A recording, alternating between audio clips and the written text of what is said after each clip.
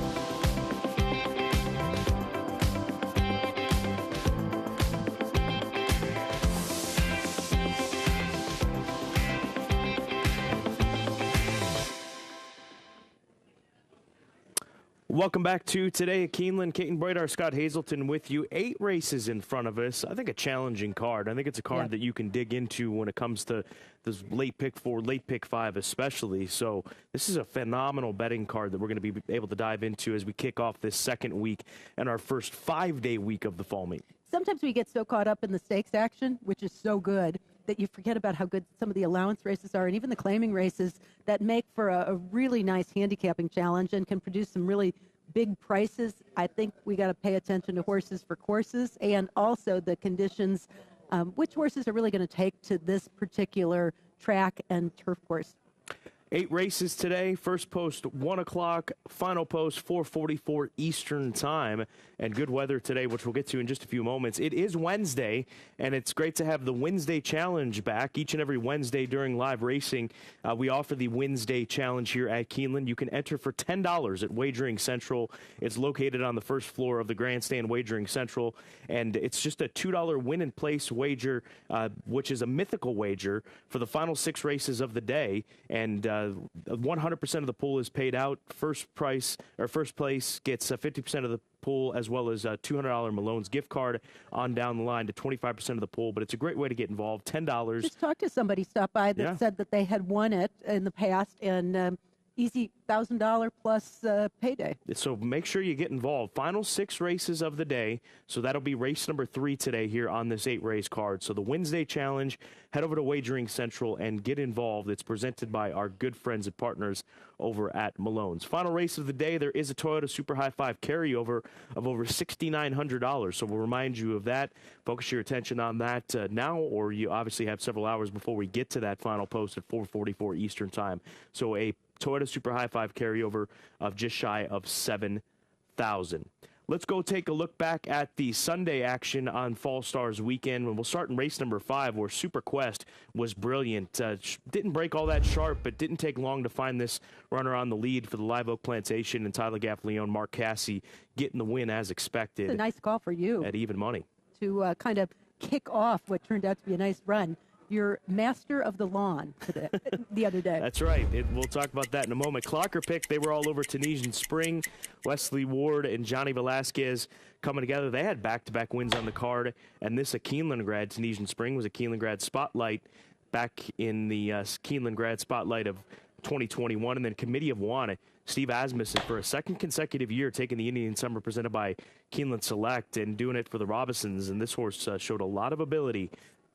Tale of many trips in that race, but he did show a lot of ability, and one of the most close finishes of the day. We had more of those excitements. It was anything but, though, in the Juddmonte Spinster. Is it fair to call this the most dominant effort that we saw on opening weekend? For sure. And I think it catapulted her not only into the discussion, this is idiomatic we're talking about with Brad Cox and Florent Giroux, as we watch the Castle and Key Bourbon and Can Group, another good call on your part. I think that Idiomatic is going to be one of the favorites, if not the favorite, for the distaff heading to the Breeders' Cup, and also in the discussion for year-end honors. She might have actually cemented things for herself. Yeah, she'll be tough to unseat. Adair Manor, if she can win the distaff, I think that's her best opportunity, the filly that looms on the west coast of Santa Anita. Jockey trainer standings after opening weekend, Johnny Velasquez with 5, to Luis Saez is 3, on down to Tyler Gaffleone and Flavian Prat, Joel Rosario with 2. Todd Pletcher, all 3 of his wins, Grade 1 wins, correct? Absolutely, and he swept the 2-year-old stakes over the weekend. It's pretty impressive. He's got more 2-year-olds to unveil this week as well. Wesley Ward right there at the top, as is almost always the case. And it's been all or nothing for Wesley, though. We've had some brilliant performances, and then we've had some real disappointments. So he's got more where that came from. Well, obviously the stakes races, you focus your attention there. You want to win those. But as far as jockey and trainer titles, these are the days, the Wednesdays, the Thursdays, where winning those races and putting horses in the right spot, which they always do, those trainers that we see in the trainer standings, get those victories in order to pick up those much coveted trainer and jockey titles here at Keeneland. Let's check in with WKYT for the Wednesday weather. We are going to be tracking a decent day out at the track as temperatures will climb for us. We're kind of in the warm moments here for us during this fall meet. We should get back in the 70s for kind of the highs, and you're not dealing with any wet conditions out there. We're very, very dry for you today as we head towards the last post. 69 degrees or so with, of course, the sun fading away, but still a pretty comfortable day overall out at the track. Have a great day and good luck. It's perfect right now. Yeah. There's no question about it, and I think it's just going to continue to be this good, if not better, as the course of the afternoon progresses. Once we get to noon at the end of today here at Keeneland, or on today at Keeneland. Full card selections, Keeneland Race Day app. Download it right now. And there is two races in which we've got a same top pick. Race 3, race 6. Race 8, too. Or race 8, excuse me. Yeah. Race 8, sorry. Race. It worked out well, actually, because where you had a strong opinion, I didn't, but maybe had the runners up and vice versa on Sunday, at least, where we did have some races in common. There was some strength with that angle, too. We did have to make some adjustments. There were some scratches today. Those have been reflected here on these graphics, as well as in the Keeneland Race Day app, which is available on your smart device, your tablet, or your smartphone. Social media, give us a follow on X at Keeneland Racing, Facebook at Keeneland, Instagram at Keeneland, FanDuel TV. You can give them a follow on X as well. And most importantly, download the FanDuel TV Plus app, Roku, Amazon Fire TV, Apple TV. Those are the 3 devices, smart devices, connected devices on your TV at home, in which you can download the FanDuel TV Plus app, and you'll have FanDuel TV in your home and be able to catch the great racing coverage from around the world, including Keeneland, here each and every race day and during the sales as well. They dedicate a streaming channel on there where you can stream the sale coverage right into your home on the FanDuel TV Plus app. Race number 6 is the featured event of the day. It's a first-level allowance condition, a mile on the good-listed turf course. A couple of notes about the conditions today. Fast and good. Turf good as of right now. It is 11:37 Eastern time, so subject to change as it always is. But the rail, the temporary rail, set at 30 feet. So they utilize that zero lane, I want to call it the million lane because it's we're used to saying up at Arlington Park, but that rail 1, or no rail, I should say, but today they've pushed the rails out. We haven't had any rain to speak of, so when we're talking good conditions, we're kind of talking a true turf course, in my opinion. At other places, if we were in a different country, we might even call it more on the firmer side. It's not hard by any stretch of the imagination, but it's also a course that I think horses get a good hold on. So if you see horses who have run well on firm turf courses, I think they're okay on this condition today. And maybe speed can do some good with maybe the rail it being hasn't out. so far, but maybe with the rail placement for sure could change things a little bit. Feature race is in play for the Turf Pick 3. It's the middle leg, and I think in some respects the trickiest leg. It is. I could use a handful of horses in here, but I ultimately went to Make the Boys Wink for Brendan Walsh. This is a filly that found herself in some trouble at Kentucky Downs and ended up beating 11 lengths. We pick her up. She's in the white and orange silks of Phoenix Thoroughbreds. You can see that orange star on her cap. Now, she's down on the inside. She does have a wall of horses in which she's trying to close into, but she gets down to the good part of the track, and then things close up, and they dash away from her, and just nothing was going right for her. She wasn't handling the course. She wasn't handling the competition out in front of her. A lot of things just didn't go right. Tyler Gaffleone, he just eased her down to the wire after that, and why wouldn't he? And he rides back here today. I think that she'll be better, as we've seen from her in the past. She's run here at Keeneland in the past as well. She had an outside draw the last time that she ran here back in the spring meet of this year. So I've got Make Boys Wink on top over the 5-horse Lilac Girl for Jonathan Thomas, another one coming off of an adventurous trip at Kentucky Downs, and then the number 9 horse to the outside, Beautiful Navigator for Kenny McPeak. She's coming out of Stakes Company. This is her first try against Allowance Company since she broke her maiden. It's been nothing but stakes for her, so you've got to respect the drop that she takes today. We see this race similarly, and I respect Make the Boys Wink, but I have another Kentucky Downs horse that I think didn't fare as well as she's capable of doing here at Keeneland. That's the 5 Lilac Girl, who comes out of a race on September 9th. Now, she rushed out of the gate and actually made the lead, and you're going to see her take some funny steps. She kind of, it's almost like she skips over the ground, isn't quite sure what she wants to do when she's on the uphill and then going to the downhill. She gets shuffled back and then is going to make another run to get to the point of being in contention mid-stretch. I think that kind of tumultuous trip takes its toll. At this point, she flattens out, and she winds up 5th, well beaten for all of it. That was a grueling mile at Kentucky Downs as opposed to a more straightforward mile that she's going to run over today. And I also think that she does have enough speed to put herself in the race, but she kind of was rushed off her feet in the early part of that. Luis Ayas picks up the mount. I like her quite a bit, and I think she's versatile. I think she can sit close, but she can also kick late if it's necessary. We saw her make a nice middle move in there. She's going to be my top pick for Jonathan Thomas. I go to the 9, Beautiful Navigator. You mentioned liking that one, exiting the Virginia Oaks for Kenny McPeak. She had a rough trip in that one, too. And then the favorite Up and Down is interesting as she adds a little distance. She also had a little bit of a rough trip and just beaten. It was kind of a heartbreaker at the wire, going 7 furlongs. So the mile could really help her. Up and Down 5.93 is my way in the 6th. You got to have coverage. That's the bottom line when it comes to this race. Pick 3, turf pick 3, rolling pick 3, late pick 5, late pick 4, all of it. You need coverage. Let's consider another one, a horse that's 15-1 on the morning line. For more on that, here's Tom Leach. Ryan Lynch trains Grace Darling. A little bit of trouble in that last race off the layoff. Yeah, look, she's a typical grass filly, a Kingman. She's been, we had to get her ready off a layoff on the dirt. She's never been a real good dirt workhorse, so I think we got the race into her she needed, and she's trained on very well since, so we're looking for a lot better. Putting her into that Florida Oaks off the maiden win, you must have had a high opinion of her. Certainly did, and we, as a maiden, we tried to get some graded stakes on her to make the Keeneland races, and we end up cleaning up a little chip, consequently, after that race. And so we're looking at her next start here, and like I said, I thought she ran well the other day. Like you said, she's got in a bit of trouble, so she should improve off that and look for better things. How do you think she'll handle the ground here? I think she will. This will be more to her liking, and she's doing really well, so like I said, I hope for a lot better effort. Good luck. Thank you. It's Brian Lynch, price play to watch in the allowance feature. Thank you so much. We're going to move on to our key races of the day, races in which we choose hand-pick from the card. I'm going to start with race number 8. This is a 2-year-old filly event. Maiden special weight. Spiritual Lady is the morning line favorite at odds of 3-1. But look for the filly that I've got on top for her price to come down pretty steadily up to post time. That's Luz Divina, the number 6 horse for trainer Tim Ham and stud TNT, Palace Malice filly, who showed ability in both of her starts. They sprinted her first time out at Saratoga, and then in her last race at Churchill Downs at the end of September, she's the 6 at 7-2 on the morning line. She hooks a little filly by the name of Buku.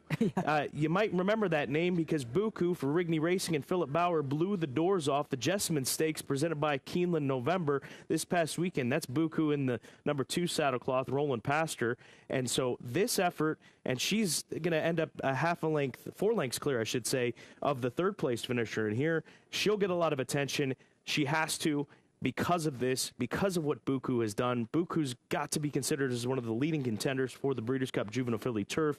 So I've got her on top in here because of that. The number 8 horse for Cherie DeVoe. Look for this Uncle Mo filly to potentially take another step forward because she took a huge leap when they moved over to grass. She'll try to close from off the pace or maybe be more involved because this is a 1-mile, 2-turn event versus the 6.5 1-turn at Kentucky Downs. And then the number 3 horse, Extremely Gruntled. Trying the Not This Time angle. It worked last week. Yep. So I'm going to lean on this horse at a price as they make the surface switch for the daughter of Not This Time, Walking L Thoroughbreds, B.J. Hernandez Jr. and Kenny McPeak trying grass. So 6-8-3 in race number 8, our finale today. Tells you how tough this race is, but you and I do agree about the 6. Luz Divina, my top choice as well. I kind of think she stands out in here. I'm hoping that she doesn't go off favored, but I didn't even use the favorite, nor did you in the top 3 selections. The 3, Extremely Gruntled, I go to for my second choice. I like the breeding. I like Kenny McPeak, first-time turf. And the 7, Cairo Street, I thought was interesting for Ian Wilkes. She's also run in some very tough races behind a horse named Austere and was only beaten 3 lengths at Ellis. It ran kind of the same race at Kentucky Downs. And I think now on this more traditional 1-mile, 2-turn type of race situation could set a really perfect trip. And always watch Ian Wilkes' horses to improve gradually, race by race. It's a phenomenal race to close things out. Part of that all-turf pick 3 as well as the late pick 4, late pick 5, and the pick 6 on this Wednesday 8-race card. Let's go to race number 7 next. This is a starter allowance event, a mile and a 16th, first wire finish, and Inexorable. Can you help me pronounce the name of this one? It's just not working. Inexorable? Inexorable. It's just not Inexorable. clicking right now. I'm not even going to try. Kurt, I need help. 3-1 on the morning line. There is a change of rider in here on the 4-speed morning. It's Alex Achard. You see it reflected there. And, yeah, maybe that. I hope that's not why I didn't pick the horse. But I went for something a little easier there. Hurry, Hurry on the rail for Matt Sims was the beaten favorite last time out at Ellis Park. But I thought had legitimate excuses. This horse got bumped right from the beginning of the race, and then every single time he tried to get into the race, it seemed like something was in front of him. It could be really off-putting. It was also, in my opinion, an even tougher group of horses than what he's tackling here. Now, his last two haven't been good, but I really think now that he gets a mile and a 16th, he gets just a different group of horses altogether. If he gets away from the gate well, Luann Machado can get this horse into the race and I think have a completely different outcome. So I'm taking a little price I think you'll get on Hurry, Hurry. The 10 toward the outside is Master Game, James Graham, Grant Forrester, second start off the layoff. I'm going to use as well as the 2 Fighter Town with Jack Gilligan looking for 3 straight wins, moving up quite a bit in class. Ingrid Mason's stats don't reflect what you and I know about her off the claim. She plays the claiming game very, very well. I like Fighter Town, too. I've got him on top in this race. He's one of my better plays of the day because I think his price will be good in relationship to the other horses in here. He's by no means no cinch, but so much of a handicapping is looking at prices that are maybe a little bit high because there's money going elsewhere for different reasons. And so I put him on top, the Into Mischief gelding from Muddy Waters Stables as he moves into the starter ranks. He broke his maiden for 30. He shows up here today off of a win against Namor as a 2 company. So you've got a good thing going, and they claimed him, obviously. So protecting him in this spot, he's not available for the claiming tag. I think he can keep it rolling. So 2, 3, 8 are my top 3 selections in race number 7 here today at Keeneland. Time now for the Clocker Report, and going to race number 4 to begin. Race number 4, just about that midway point on this 8-race card. The number 2 horse, Market in Your Program, Winsome Beauty for Mark Cassie. Sharp local breeze, positive rider switch. Rosario rides today. Third start usually produces a top effort. So Winsome Beauty 6-1 on the morning line, the 2 in race number 4. And then 1 race later, the number 2 horse, Shy Shy for Mac Robertson. Mac had a win last week with a Canterbury Invader. This is a Canterbury filly taking a drop in class off of a win. He knows how to spot him. That's the bottom line. And keep it in perspective. Her maiden special weight win at Canterbury was a $27,000 pot. They're running for $52,000 in this race. So you can drop. And it's a tougher race, so it might not even be a drop down in class for her. So he understands what it takes and the spots to put these fillies. So the 2 and 4, the 2 in race number 4, the 2 in race 5, as far as the Clocker Report is concerned. Time now for our late pick 4 and late pick 4 and all turf pick 3. Analysis of the day. Reminder: race number 5 does start the late pick 4, and we got lucky on Sunday in the $3 turf pick 3. 1, 6, and 4.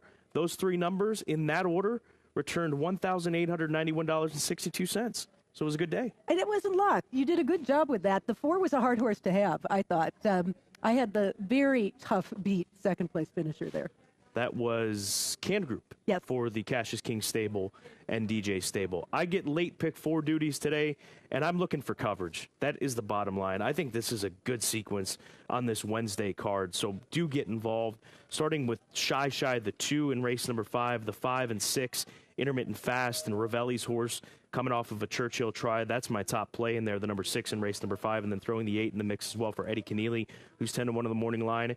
1, 3, 5, and 9 make the boys wink. The number 3 horse Up and Down, the 5 and the 9 in a deep first-level allowance featured event today.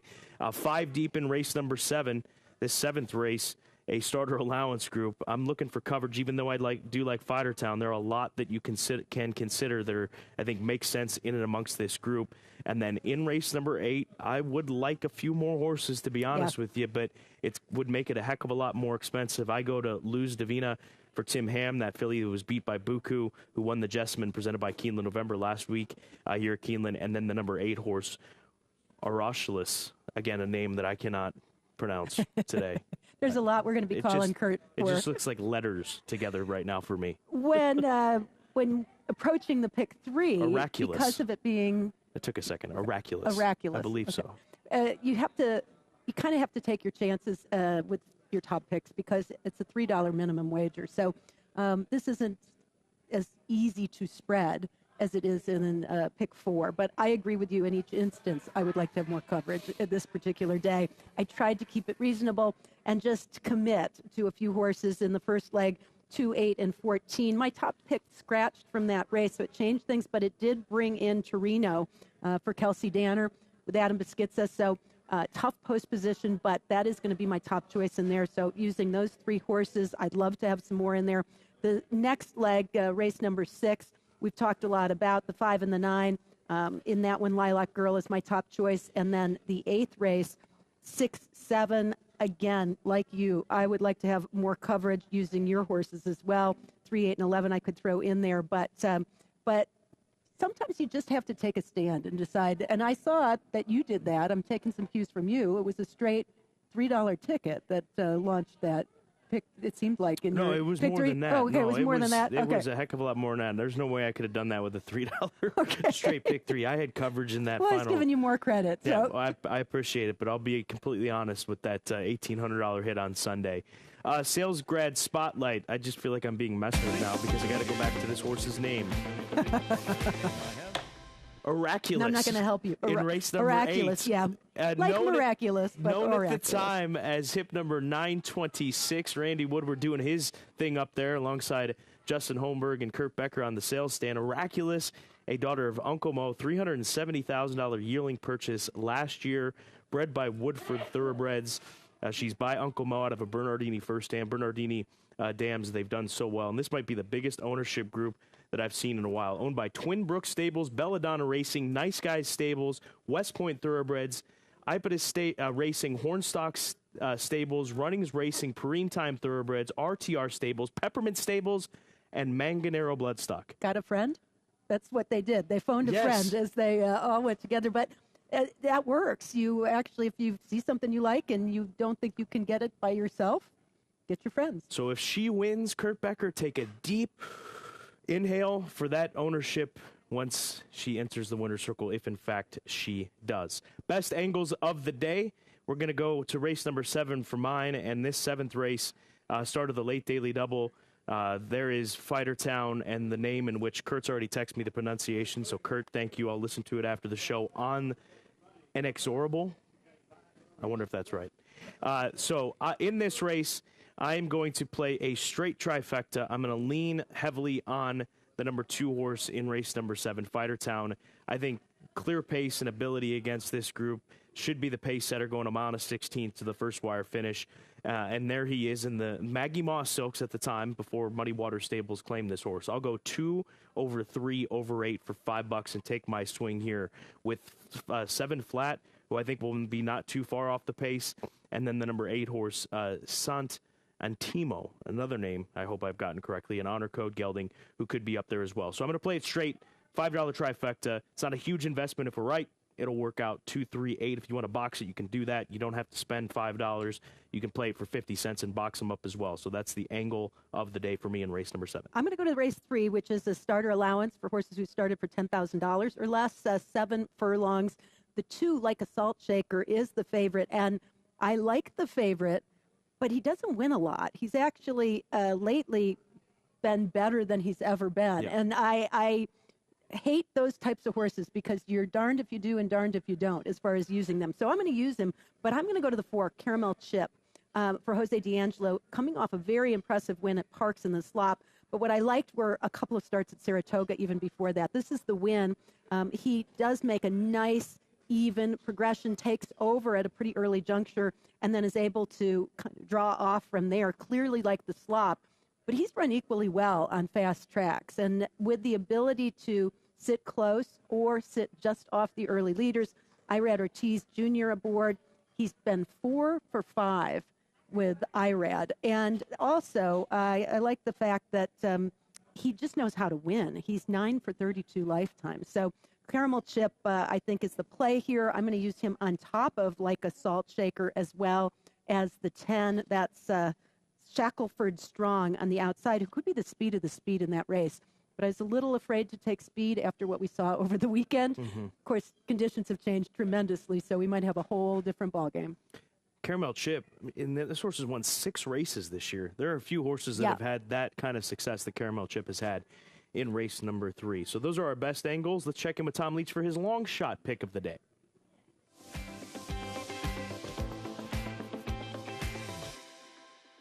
Looking for a price on the Wednesday card, we're going to the allowance feature and Star Fortress on the outside for Cherie DeVoe. It's a newcomer to her barn, and her numbers are outstanding with newcomers. And also, this horse has had several workouts here at Keeneland, so I think this one should be ready off the layoff. A little back class there from Europe, so Star Fortress, hopefully at a price in the allowance feature.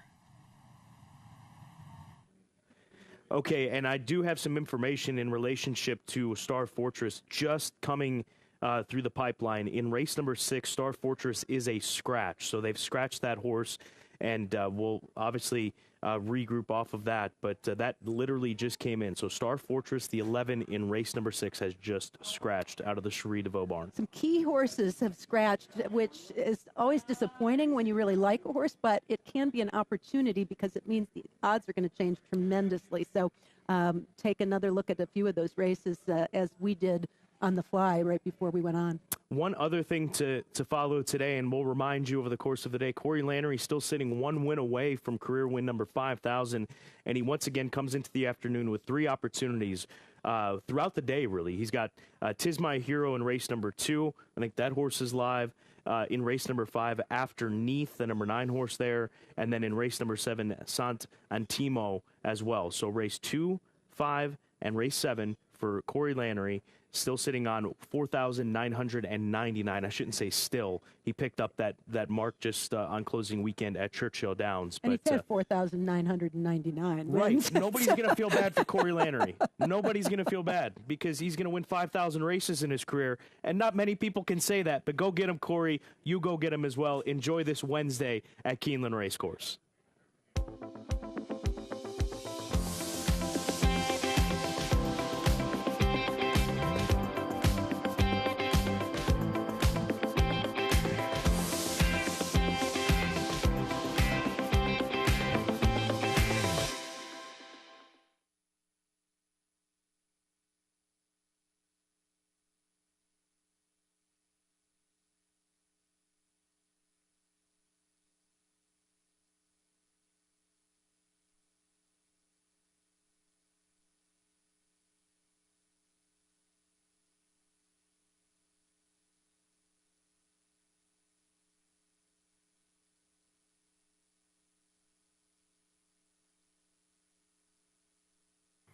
There are more than 3,500 reasons buyers came to Keeneland November last year. Because as you look to the future, this is where you'll find whatever you're looking for. And then some. And then some more. The place you have to be to find the one you have to have. Join us as the world comes to Keeneland, November 8th through the 16th. Browse the catalog at november.keeneland.com. Toyota began a revolution over 20 years ago with this iconic name, the Prius. A revolution that saved 139 million tons of greenhouse gas emissions, leading the way toward carbon neutrality as part of Toyota's Beyond Zero vision. With more electrified choices, including hybrid versions of the best-selling Camry and RAV4, and the new battery electric BZ4X. Toyota is electrified, diversified, and we're always looking to make a positive impact on the planet and society. Toyota, let's go places. She's all the talk. I bet 5,000,003. 3 in the ring, 3 in the ring, 2 here in the ring, 3. Where 5,000,002, 5,000,003. On EC now, 5,000,003. 3, 4, 4. Go ahead, Ease. 4, 4,000,005. 4,000,004. 4,000,005. Oh my, 4,000,004. I got 5,000,005, 5,000,006. 36 all through. Well, thank you what you did do. 5,000,005 and in the back, 5,500,000. And good luck.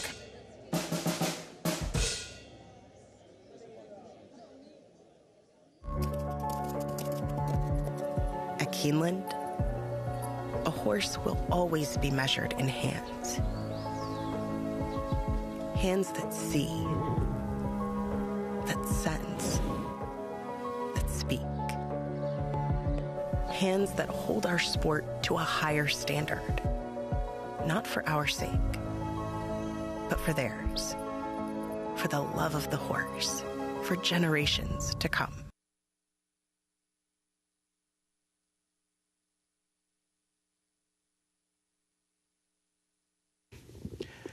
Keeneland welcomes Lilla Walter to the paddock.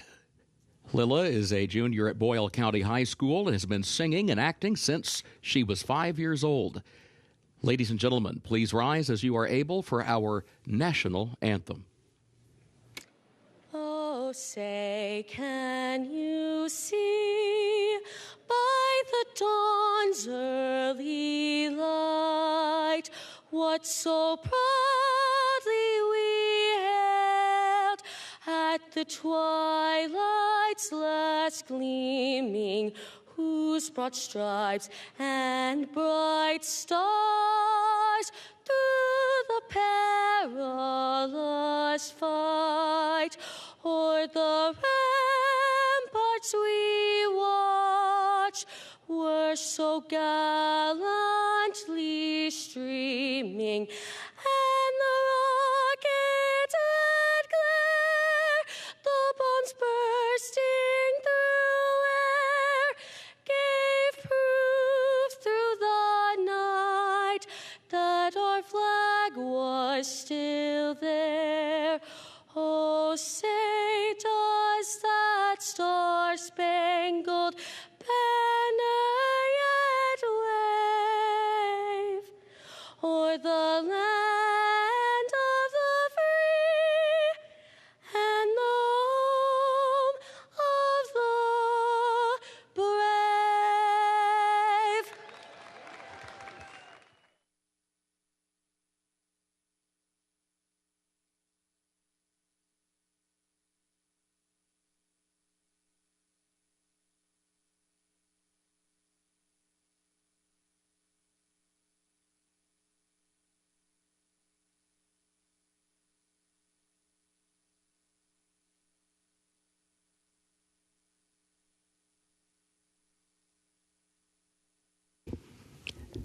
Keeneland is proud to recognize Teresa Smith from admissions as the Employee of the Day. Congratulations, Teresa.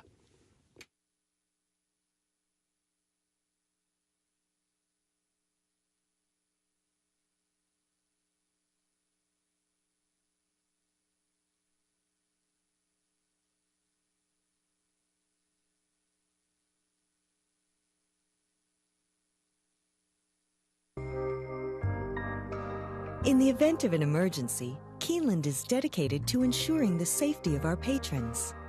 This video illustrates the proper evacuation protocol from all locations in the Keeneland Grandstand facility. Depending on the nature of the emergency, directions may be altered. Please remain calm and follow the direction of guest services and security personnel. Patrons should never use elevators during an evacuation. Patrons in the corporate boxes, Eclipse Room, and Phoenix Room should exit using the stairway located near Elevator A. Proceed down the stairs to the ground floor and veer right to exit through the lower club entrance. Patrons in the Lafayette Room, Keeneland Room, Lexington Room, and Kentucky Room should exit using the stairway located near Elevator B. Proceed down the stairs to the ground floor and exit through the paddock area using the East Gate.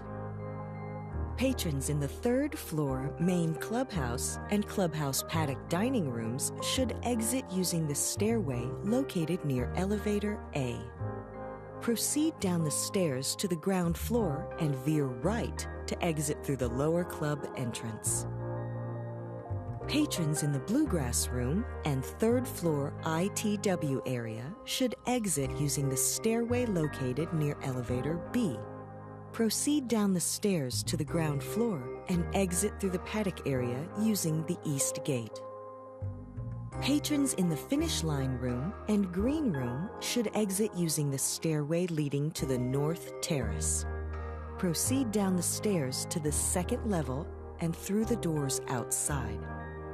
Proceed down the stairs to the ground level and exit through the North Gate. Patrons in the outside reserved grandstand seats and boxes should proceed down the nearest stairway to the ground level. Proceed under the grandstand towards the paddock area and exit via the nearest point of exit, the south gate or the east gate. Patrons in the second floor main clubhouse dining room and life members room should exit using the stairway on the south side of the administrative offices. Proceed down the stairs to the ground floor and exit through the south gate. Patrons in the second floor clubhouse paddock dining room and clubhouse tavern should exit using the stairway located near elevator A. Proceed down the stairs to the ground floor and veer right to exit through the lower club entrance.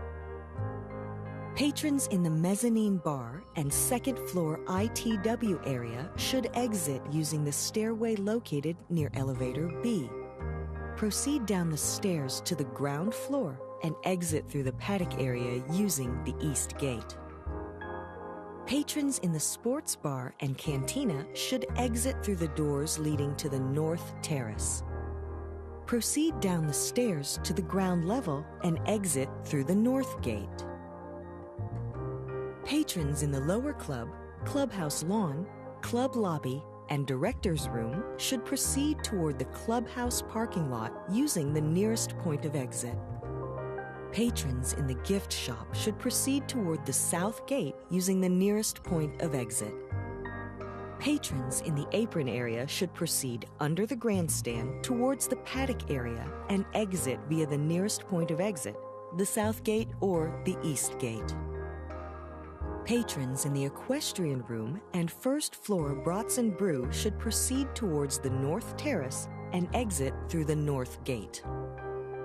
Patrons in the paddock area and north terrace should proceed toward the nearest point of exit, the south gate, east gate, or north gate. After evacuating the facility, please remain calm and follow the direction of guest services and security personnel in the safest route to return to your vehicle. Thank you for your attention and cooperation.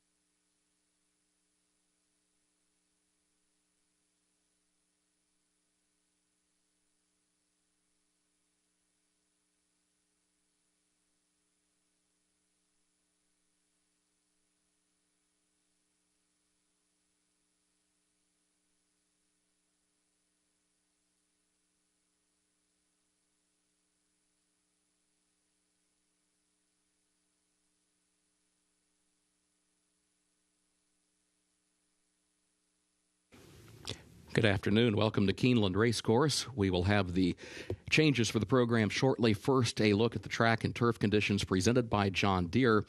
Main track is listed fast and the turf listed good. Main track is fast, turf listed good. The inner rail is positioned at 30 feet today, 30 feet for the rail. And now let's take a look at those changes. Beginning of the first race. Race 1 is where the first of the day's rolling doubles and pick 3s. Also, the early pick 5 gets underway. And in that first event, scratch the 5 Vintage. It's in the first race. Scratch the 5 Vintage. Second race, start of the early pick 4. Take out the also eligibles, 13 through 16. They did not draw into the race. Third race, that's where the pick 6 will begin today. No carryover for the pick 6. In that third race, scratch number 9, Talks Cheap. And scratch 11, Start from the bottom. Scratch the 9, Talks Cheap, and scratch number 11. Start from the bottom. Fourth race. Start of the late pick 5, also the start of that Keeneland turf pick 3, made up of races 4, 6, and 8. In the fourth event, scratch number 4, High Fashion Kate. Also scratch number 9, Just Prada. Scratch 13, Sea Dancer. And scratch 16, Floribunda. That's in the fourth race. Scratch the 4, High Fashion Kate. Scratch the 9, Just Prada. Scratch 13, Sea Dancer. And scratch 16, Floribunda. Please note, number 14, Torino, draws into the race, and number 15, Show Me the Candy, will also draw into the race. 14 and 15 will run. Couple of jockey changes for that race. On number 3, Kill Shave Beauty, Irad Ortiz Jr. Again, that's in the fourth race. Number 3, Kill Shave Beauty, make the jockey Irad Ortiz Jr. And on the 15, Show Me the Candy, the jockey Luis Saez. 15, Show Me the Candy, the jockey Luis Saez. Race 5. That's the start of the late pick 4. Scratch number 4, Steal the Spotlight. That's race 5. Scratch number 4, Steal the Spotlight. Race 6. Scratch the 11, Star Fortress. Also scratch 13, 14, 15, and 16. That's the sixth race. Scratch number 11, Star Fortress. Also scratch 13, 14, 15, and 16. Seventh race. Scratch the 11, Dog Red. That's in the seventh race. Scratch 11, Dog Red. There's a jockey change in that race. The 4, Speed Warning, Alex Achard. Seventh race, number 4, Speed Warning, make the jockey Alex Achard. Eighth and final. There is a carryover for the Toyota Super High 5, $6,977. In that eighth race, take out the also eligibles. 13 through 16, they did not draw into the event. And those are the current program changes. Time now to check in with Scott Hazelton and Caton Bradar. Happy Wednesday to you all joining us here at Keeneland Racecourse. Happy Wednesday to Kurt Becker, of course. Caton and myself, Scott, with you over the course of this afternoon. First race comes at the top of the hour, so we look forward to that kicking off at the top of the hour. Our featured event, though, Caton, race number 6, part one of the legs of that $3 Keeneland Turf Pick 3 on this Wednesday. It's a tricky sequence of races for sure. Really good conditions, though, for these turf races. In the 6th, in first level allowance conditions, has a lot of horses who had some trouble, some real excuses in their most recent starts. Also horses coming from horses that, rather I should say, coming from Kentucky Downs. So some liked it, some didn't. I think that Lilac Girl, Up and Down, both very live horses. I know you made a case for Make the Boys Wink as well. Yeah, I think that horse is live. I think there's many that you've got to consider in race number 6 at Keeneland today, as we're now 20 minutes to post. And here's a look at that field for race number 6 today. Up and Down, 7-2 on the morning line. Scratch 13 through 16, and the 11 also withdrawn. So it's a very wide open event, race number 6 here today. 11 horses in a turf race at 1 mile means that tactics, positioning early, pace, all of it is going to be really critical. You see 7-2 on Up and Down. I'm interested to see if this horse actually goes off favored or not. I think there are a couple others that could take quite a bit of money, but it's going to be a great betting race. That's race number 6 today. Post time 3:40 Eastern time, 12:40 Pacific. Don't forget, in the 8th and final, we have a nice carryover from the Sunday card in the Toyota Super High 5. Carryover just shy of $7,000. That's race number 8 today here at Keeneland.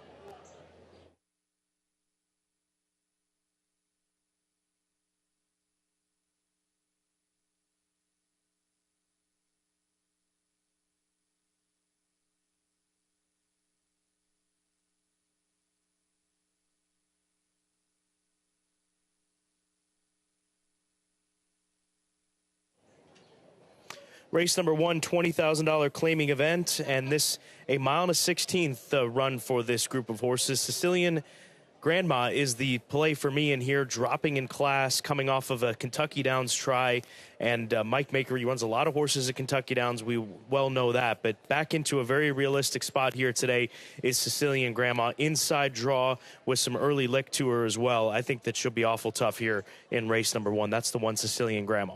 The bettors do as well. She's the lukewarm favorite at 2-1.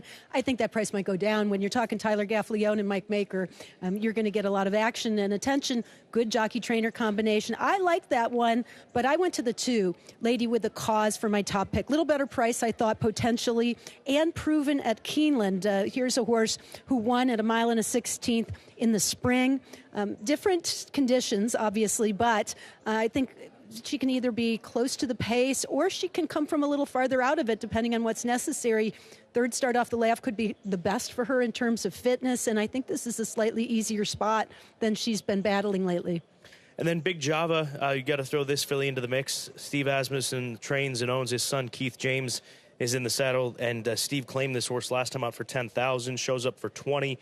The Asmussen operation is good in any situation. First off, the claim, grade 1s, it does not matter. They always have to be respected, and we'll see how this filly does with the move up in class with the barn change. I like her. She was flattered by the sloppy track last out, but she kind of she's run very well at Keeneland before, and she has the mark of a horse that Steve claimed with the idea that, you know, we could win a race at Keeneland. Putting her where she can be really competitive. She's another that can sit close or sit a little farther back, depending on whatever's needed. Race number 1 comes up at the top of the hour on this Wednesday card. Less than 16 minutes to post. Conditions fast on the main track. Turf listed as good.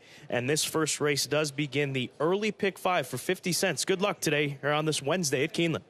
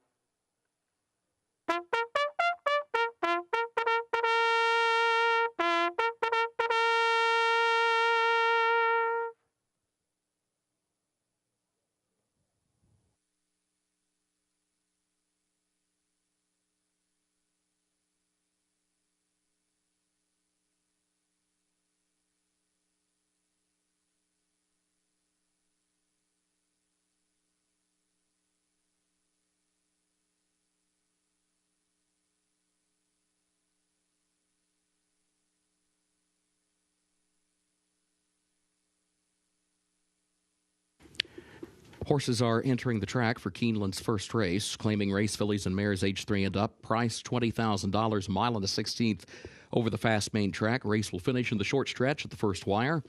Scratch the 5 Vintage. Number 5 Vintage is scratched. Double pick 3 and early pick 5 wagering here. Main track is fast. The turf listed good. The rail at 30 feet on the turf course today. Post time at 8 minutes.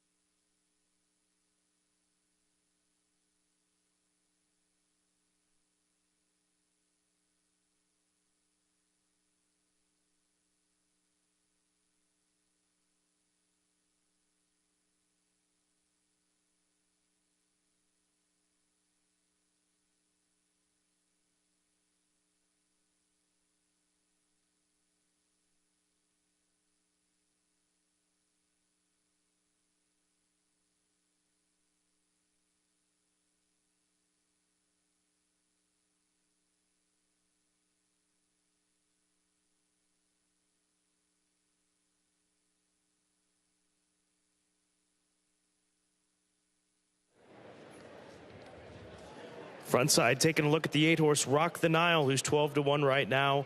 Kate and John Ennis told me that they're going to try to make the lead with this filly from the outside draw coming out of those sprints. So if you're looking for some early speed in this race to consider, at least on the front end, win bets, place bets, shows, tries, exactas, things of that nature, this is a filly that should be quick away from that outside post if things go right. Yeah, she impressed me how she looked in the paddock and walking out and now warming up. Looks just super. And she looks like a distance type horse, but she's actually been productive sprinting for sure. This will be the first time she ever gets to try 2 turns on the dirt. And she's by Pioneer of the Nile with some Australian breeding and Irish breeding on the dam side. Makes you think that the distance might be right up her alley as the X factor. I think she has to be respected at big odds. The 1-horse Sicilian Grandma, she is holding up as the favorite. She's 7-5. It's the 1 and the 2 and the 6. It's between 1, 2, 6 in that order. And we'll see if this move down in class competition is all this filly needs here today for Michael Dubb. Well, her last start at Kentucky Downs certainly doesn't inspire confidence, but if you draw a line through it, she was able to win a non-winners at 2 for $35,000 at Saratoga going a mile. To me, this race plays a little bit differently. She was able to make the lead pretty easily. She'll have to work for it, and from the inside post, I think, kind of work out a trip, but she's got the right rider. She's another that looked very good in the paddock and post parade, and certainly understandable why she's favored. That's a little shorter than I'd like to take in here in what I think is a pretty closely matched group. Race number 1, 5 minutes to post. Start of the early pick 5. Good luck.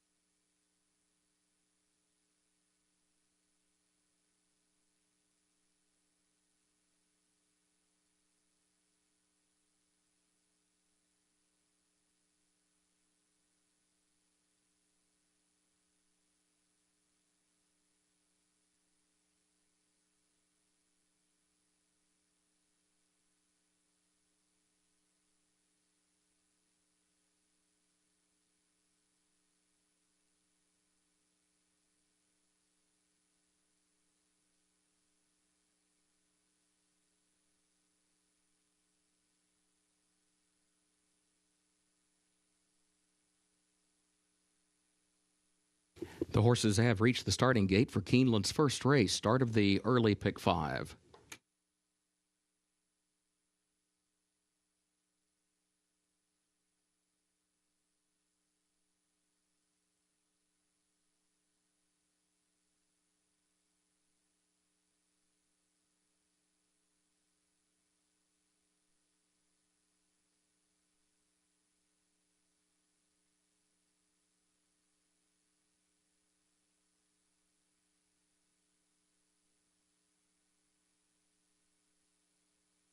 Moving into line for the first.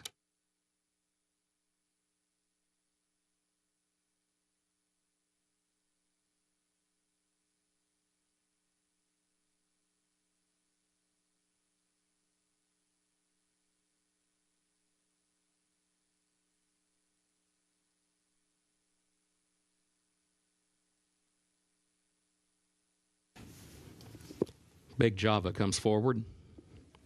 2 more to load. Wildcat Dream moves in. And Rock the Nile. First wire, they are at the post. They're off. Sicilian Grandma comes out running for the lead, and Rock the Nile is there up on the far outside. Lady with a Cause in between that pair. Sicilian Grandma, the leader, though, heading into the first turn. Rock the Nile moves up off the leader's flank in the second position. Lady with a Cause scoots over next to the rail, a close third around the first turn. Endless will save some ground to the inside, and fourth. Big Java fifth between horses. Wildcat Dream moves up into the fifth position now, all the way to fourth, but is caught 4 wide, now 3 wide around the first turn. And Spirit Catcher last to the group, but just 5 from the front as they head off the first turn and onto the back stretch. That first quarter, 24.2 seconds. Sicilian Grandma, the leader, by just a neck. Rock the Nile, second, a length and a half. Wildcat Dream, center of the track, is third by a neck. It is followed by Lady with a Cause. Big Java is placed between that pair. Big Java is fifth, just 3 from the front as they head for the far turn. Further back, Endless just inside of Spirit Catcher. 48.82 seconds the time for the first half mile. Sicilian Grandma, the leader.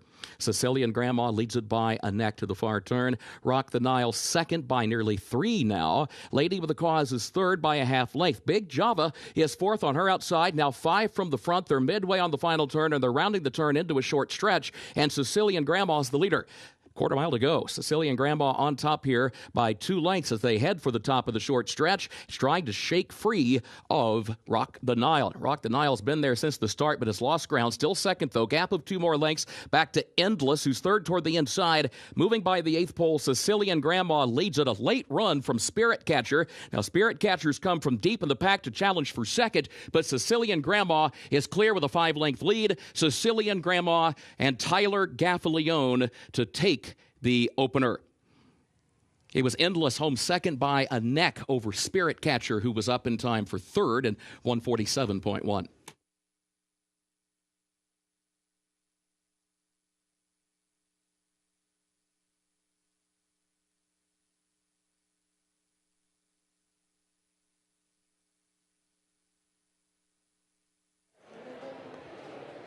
Well, very little drama in the opener. Sicilian Grandma, well before even where we pick it up as they turn for home, had this race in hand. This was as easy of a win as we have seen in these now 4 days of racing at Keeneland for the fall, Caton. I guess in hindsight, 3 to 5 wasn't so bad as Sicilian Grandma made every pole a winner and made it look extremely easy. The big battle was for place with the 3 Endless and the 4 Spirit Catcher kind of trading bobs at the wire. Looked like maybe the 3 Endless got the edge.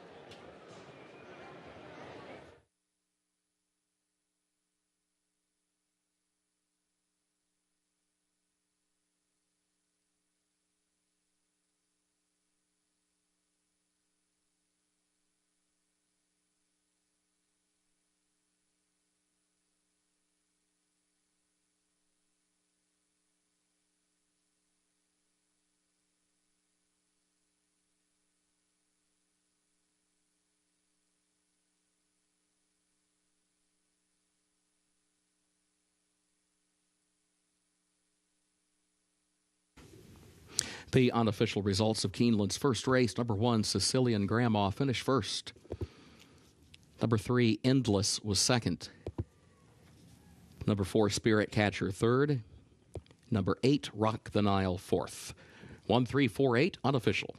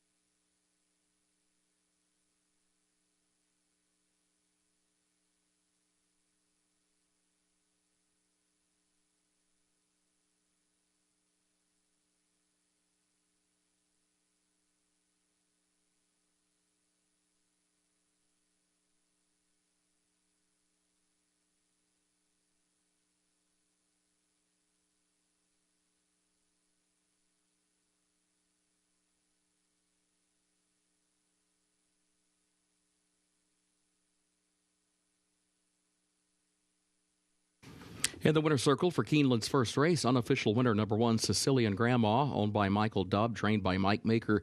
The jockey is Tyler Gaffalione. Sicilian Grandma, 3-year-old filly by Army Mule out of Mazzella by Mazel Trick, bred in Kentucky by Barry Becker and Judith Becker. Mile and a 16th, fast main track, 147.1.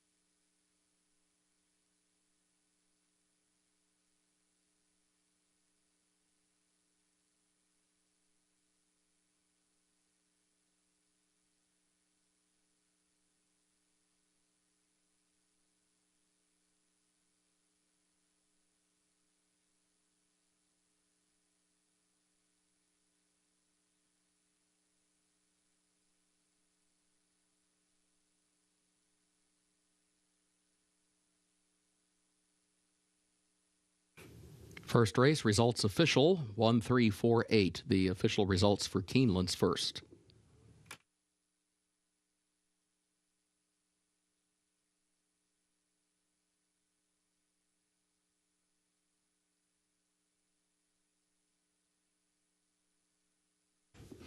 Keeneland's second race upcoming, double and pick 3 wagering featured here. It's also the start of the early pick 4.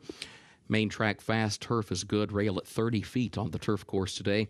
In the second race, take out the also eligibles, 13 through 16. They did not draw into the race. Looking ahead to the third race, scratch the 9, Talks Cheap, and scratch the 11, Start from the Bottom. It's the third race. Scratch number 9, Talks Cheap, and scratch 11, Started from the Bottom. Fourth race. Scratch the 4, High Fashion Kate. Scratch the 9, Just Prada. Scratch 13, Sea Dancer. Scratch 16, Floribunda. It's the fourth race. Scratch the 4, High Fashion Kate. Scratch 9, Just Prada. Scratch 13, Sea Dancer. And scratch 16, Floribunda. A reminder, the 14 and the 15 will run. 14, Torino, 15, Show Me the Candy will run. A couple of jockey changes in that fourth race. On number 3, Kill Shave Beauty, Irad Ortiz Jr. That's the fourth race. Number 3, Kill Shave Beauty, Irad Ortiz Jr. And the jockey on the 15, Show Me the Candy, Luis Saez. 15, Show Me the Candy, Luis Saez. Race 5, scratch the 4, steal the spotlight. That's race 5, scratch the 4, steal the spotlight.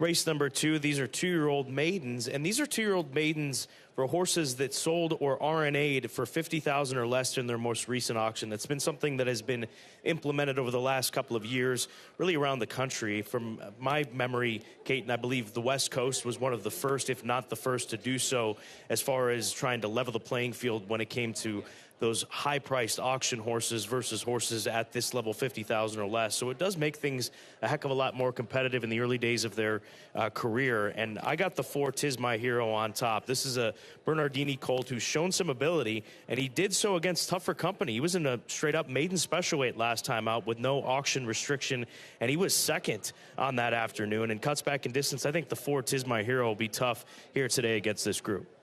He's a good-looking individual, that's for sure.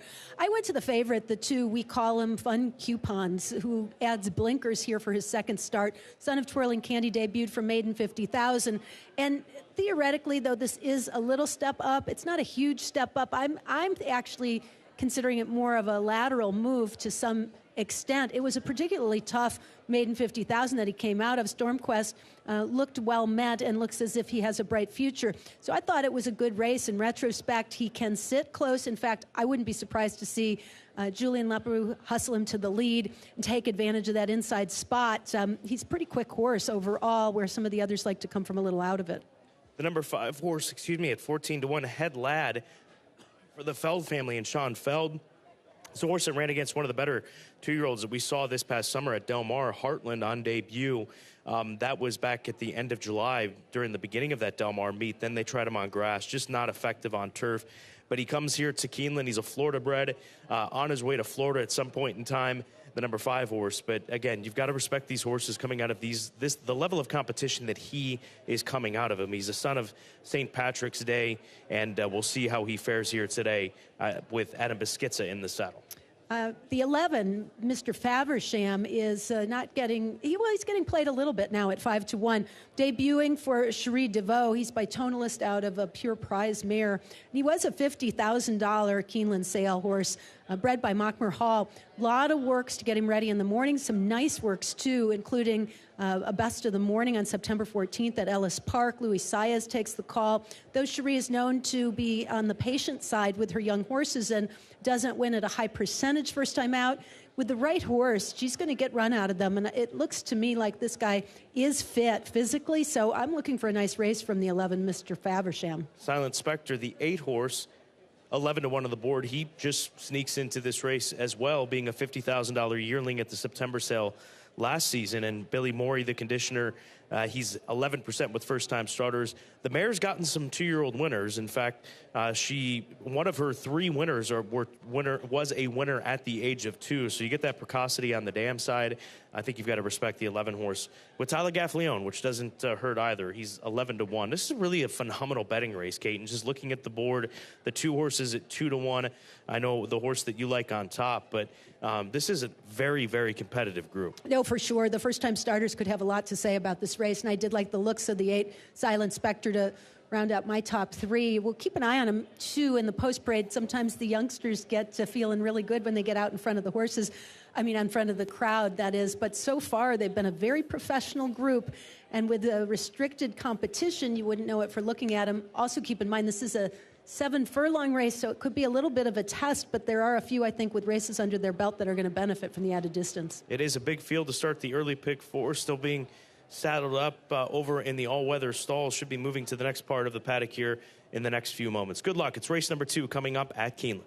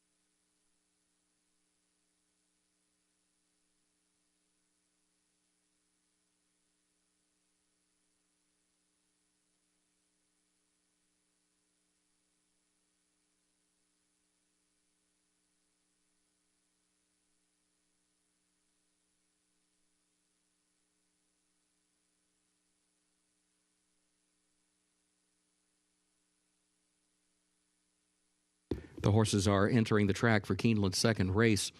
Maiden auction, 2-year-olds, maidens that sold or were reserved not attained for $50,000 or less in their most recent auction. 7 furlongs over the fast main track. Take out the also eligibles 13 through 16.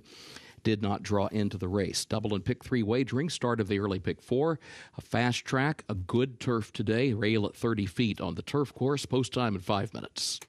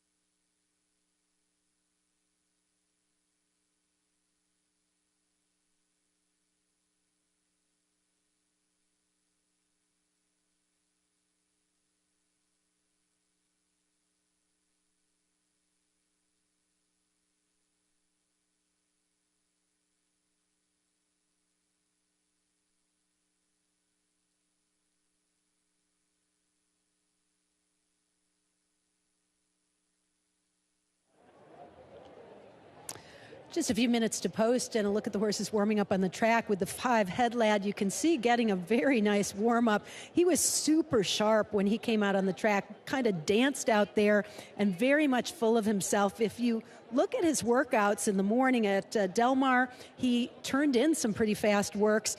And though we haven't seen him on the lead in any of his races, it kind of looks like they're just trying to figure out where he fits. He has the benefit of a race, or a workout rather, here at Keeneland, which I think is a real good thing. And if he can kind of harness that speed, he might be a factor here at big odds. He does come out of maiden special weight races. So again, with this being a restricted maiden race for horses who sold in the sales or were RNA for $50,000 or less, he may have a shot and definitely could be seeing a little lesser competition for sure. The 9, and maybe butchering this name, Canate, also really good-looking colt who has the benefit of a couple races under his belt, similar restricted races over at Saratoga, but moves turf back to the main track after showing a little speed and seemingly tiring. Now, he hasn't shown much in his 2 starts previous, but he looked super, and at 8-1, for a trainer who is right at the top of the standings right now, Todd Pletcher, and who does great work with young horses, I think he shouldn't be ignored. You can see him. He's just a very good-looking individual. Looks as if he could cover a lot of ground, and I think the 7/8 may serve him very well. Then the favorite, now 2-1 on the 2, we call him Fun Coupons, adds blinkers. And it'll be interesting to see if he can make the lead in this group. He was pretty close pressing against maiden claimers last out.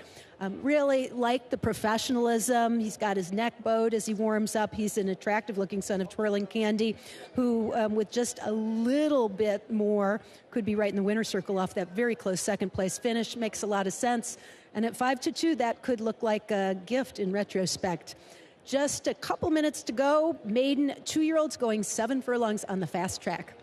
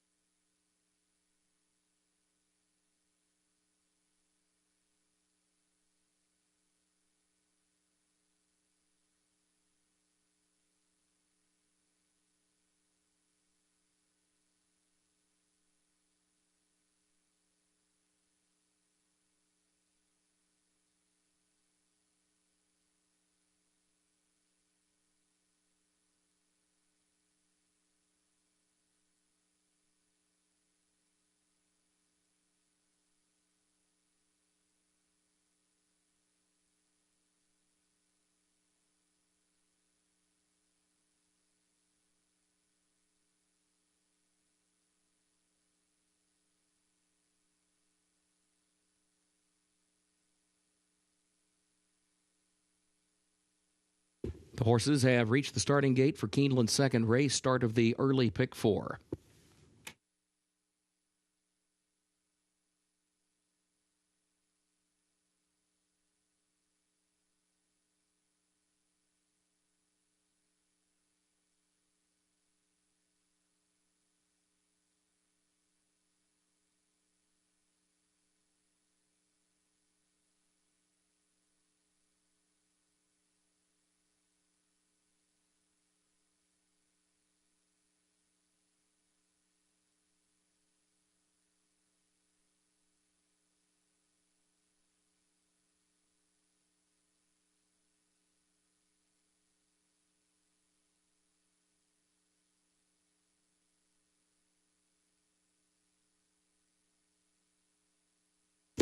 Moving into line for race 2.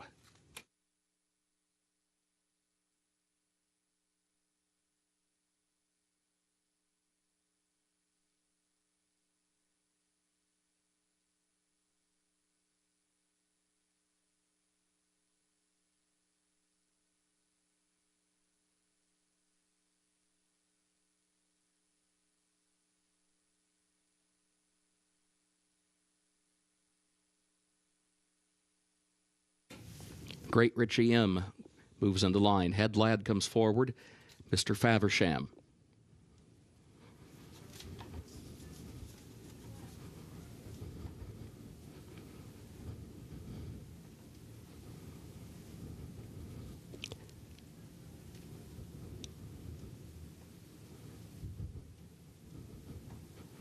Money Shot into line. Cloth of Gold, the last one.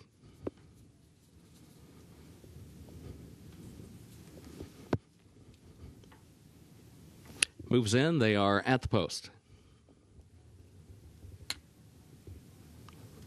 And they're off.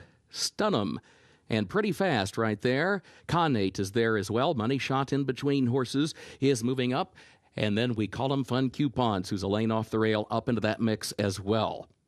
Pretty fast. We Call 'em Fun Coupons. Those two go at it. Money Shot is there, and Connate to close fourth up on the far outside. Gap of 7 more lengths back to Stun 'em, who has struggled to keep up here early on. That's going to be a move for Tis My Hero to the inside. Tis My Hero up to 5th. Stun 'em is now in 6th. Cloth of Gold, wide 7th. Great Richie M is back there in the 8th position. Head Lad is 9th. Silent Spectre is 10th. Mr. Faversham is 11th. And Leadfoot is last of 12. 22.14 seconds for the opening quarter. Connate moves up on the far outside and puts a head in front. We Call 'em Fun Coupons, a lane off the rail, and second by a half length. And then Pretty Fast, who now moves up a closer third, once again to challenge for the lead off the far turn. Money Shot is in 4th. Tis My Hero 5th, is still 7 lengths off the lead, and Connate has come away with a 3, 4, 5 length advantage. Cloth of Gold and Head Lad move as a team out in the center of the track, well behind the leader, though, who's moving by the 8th pole, and Connate has opened up here on a 10-length margin. Tis My Hero goes to second. Mr. Faversham is running fast from third, now taking second, but far behind Connate. A most convincing winner for Irad Ortiz Jr. Connate takes it.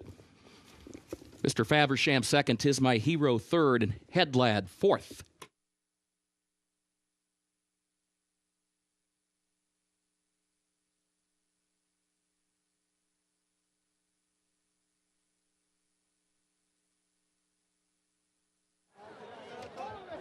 Well, Connate, very impressive here today. The $35,000 Keeneland September sale grad from a year ago, eligible for this auction-restricted race, and he took full advantage of this group here today under Irad Ortiz Jr. for Calumet Farm and trainer Todd Pletcher. He had to work to get the lead early with a couple horses on the inside very quick, but work he did once he got there. He just went on from there about his business, definitely getting better with the extra distance here, and a horse to keep an eye on for sure.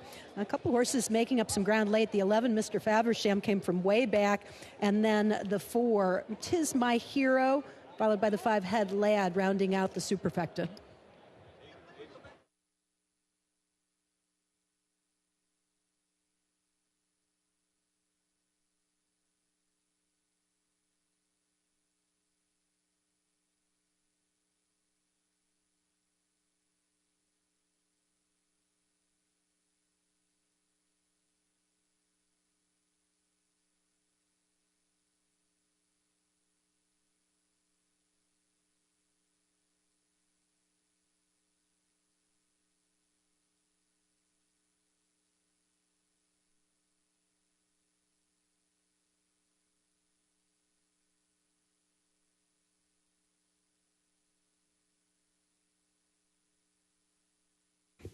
The unofficial results of Keeneland's second race: number 9, Connate, was first. Number 11, Mr. Faversham, second. Number 4, Tis My Hero, third. Number 5, Headlad, fourth. 9-11-4-5, unofficial.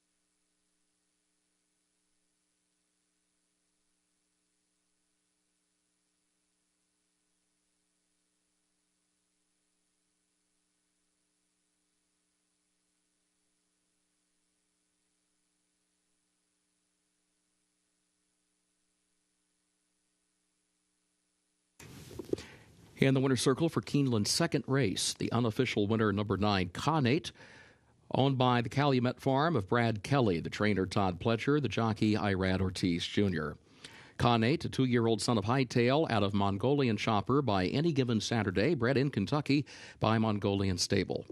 7 furlongs over the fast main track, 1 minute 25.21 seconds.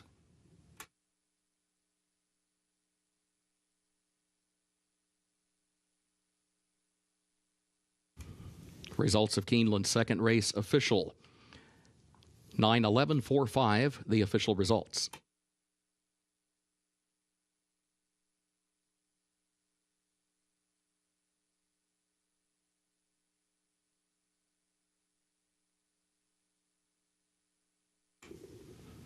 Keeneland's third race upcoming, double and pick 3 wagering featured here, and also the start of the pick 6. No carryover. Main track is fast. The turf is good. The rail at 30 feet on the turf course today. In this third event, scratch the 9, Talks Cheap. And also scratch the 11, started from the bottom. Again, scratch number 9, Talks Cheap. And scratch the 11, started from the bottom. Fourth race, scratch number 4, High Fashion Kate. Scratch the 9, Just Prada. Scratch 13, Sea Dancer, and scratch 16, Floribunda. That's the fourth race. Scratch number 4, High Fashion Kate. Scratch the 9, Just Prada. Scratch number 13, Sea Dancer, and scratch the 16, Floribunda.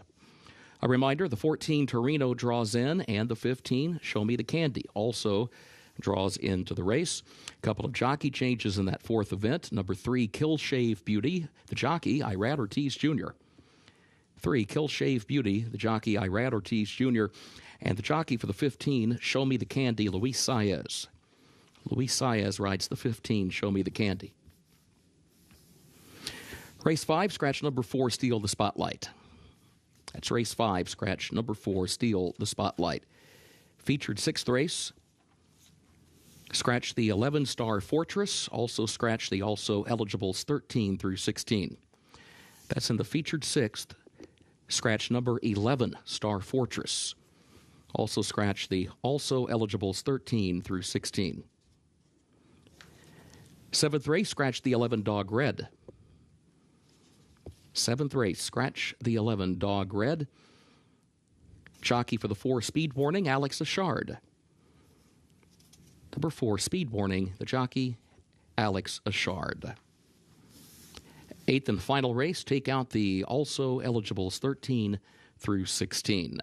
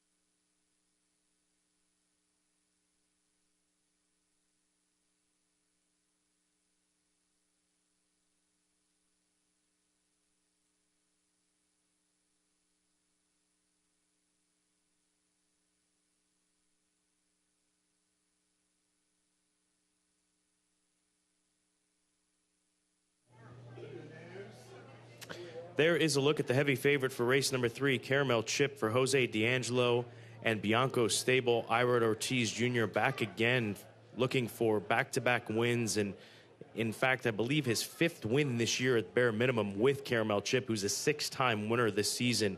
I'm not surprised by this action, Caton. He came into the spring meet here and rolled in a similar condition. He maintains this starter allowance eligibility.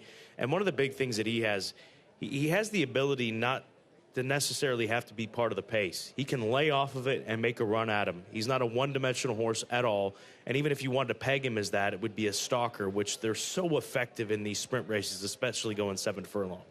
You know, this is the sweet spot for him, 7 furlongs as well as starter 10,000, because he's a little better than your average $10,000 claimer horse. He's going to win at this level all the time. 9 for 32 lifetime. He's also extremely consistent.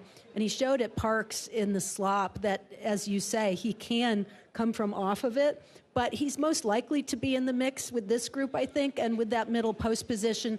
Ira Ortiz has ridden him in 5 races and won 4 of them. He just won the first race and looks to sweep the double here. So I guess you have to accept a short price on some of these and just work with it as this race kicks off the pick 6. Maybe this is a single for a lot of people. Yeah, I think it easily could be. That or too deep, because Like a Salt Shaker is a horse that's in very good form as well. He was claimed for $10,000 back in the springtime. Brittany Vandenberg conditions this gelding for Mercico Brothers Racing, and they've won 2 of 3. He was beaten 2 starts back to a very, very good horse. Let's keep in mind how good WW Hotshot is and has been throughout his career. So it's not like he was beaten by inferior competition. But Like a Salt Shaker, the worry for me with him is this inside draw and maybe being forced to go a little bit more than what he wants to, and especially at 7 furlongs, that might not be ideal. For me as well, although I did put him second and I have a lot of respect for him. He's got the 5, One Cool Dude to his outside, who is very, very fast and who I think is going to be making things complicated for him. Also, the 10, Shackelford Strong on the outside, another who's very fast. Now, maybe Chris Amy can not engage in that early pace battle and get a kind of cozy spot just off of those pace setters. And if that happens, Like a Salt Shaker could be a real factor in here. He's another warhorse, 10 wins from 25 starts. The 7's a 6-time winner. He's winless this year, Junior Bug. He's going to need for the pace to be quick and to close into him. This is a setup type horse in and amongst this kind of group. So that's why I'm willing to throw him in the 3rd choice slot, because he can definitely pick up a piece of it, because the pace should be honest in a race like this. It should. Now, if this race were over the weekend when the wind was blowing strong and the track was playing a little differently, I think he arguably could be among your top contenders, but he is going to have to come from off the pace and kind of depend on what happens in front of him just a little bit. I went to the 10, Shackelford Strong, to round out the top 3. He's rattled off 4 consecutive wins and is very, very quick. But he also at times has shown that he doesn't have to have the lead. He came from off the pace in a starter allowance at Hawthorne in the spring and was more than 5 lengths off the pace and was able to win just as easily as he has on the lead. So Tyler Gaffleone will have some options from the outside. This race does begin the $1 pick 6. Final 6 races on this 8-race card make up the pick 6, as we well know. And Caramel Chip, the number 4 horse, a 6-time winner this season, one of the stars of 2023, and he has taken his show all over the country between Saratoga, Parks in Philadelphia, Monmouth Park, back here again for a 2nd time this year at Keeneland Racecourse, having won back in the spring. Should be a good one. 14 minutes to post. Race 3 here at Keeneland.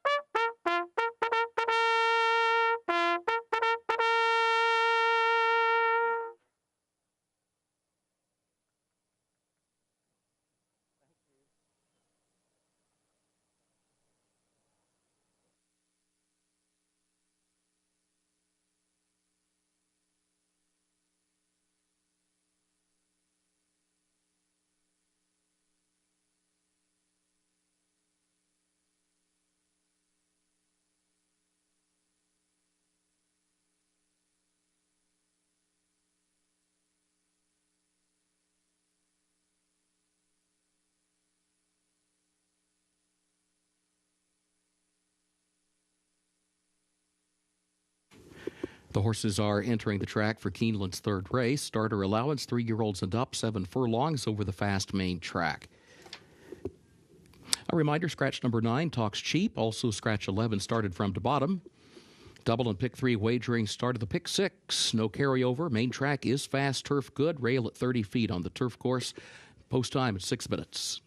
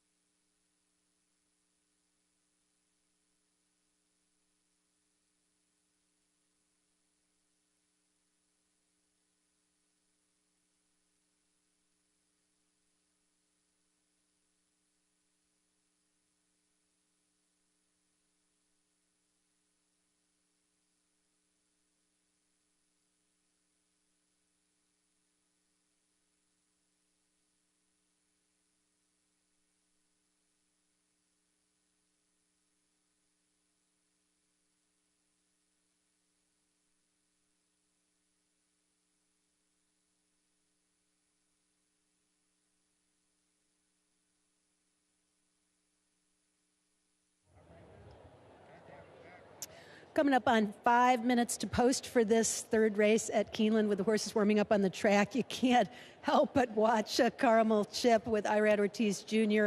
An even money favorite currently, was shining from head to toe. And he's getting a nice big gallop. It looks awfully happy and awfully strong out on the racetrack right now. Understandably the heavy favorite and hard to beat, but as far as his looks are concerned, he's very hard to top as well. Again, Irad Ortiz has been aboard for 4 wins from 5 tries with him, and he's just been a win machine of late. He's going to be very tough in this field. But another horse who looked exceptional was the 7, Junior Bug. He's really on the muscle and looks eager, which might be an indication that off of that 3/4 mile race at the same level over at Churchill, we'll see him closer to the pace. He does his best running when he has a target. The 7 furlongs could flatter him. He's only tried the distance once before. He's got a nice late kick, and again, looked the picture of health really on the muscle. The 7, Junior Bug, is right now a generous 7-1, with I think the bettors keying in on the favorite. For another mild price shot at 13-1, the 3, Casey's Memory. Very, very happy horse, dappled from head to toe, and caught my attention on basis of looks. Hard to know what to do with him. He's kind of the stranger in the group, coming in from Prairie Meadows and Delta Downs. But he is taking a class drop, moving out of much tougher company for the circuit. And he put together a couple nice races earlier at distances ranging from a mile to 3/4. So the 7/8 might suit him to a T. Class drop and looks good. Might be a long shot to throw in to your exotics, but no question about the horse to beat. That is the heavy favorite, the 4, Caramel Chip, with Irad Ortiz looking for his 2nd straight victory today.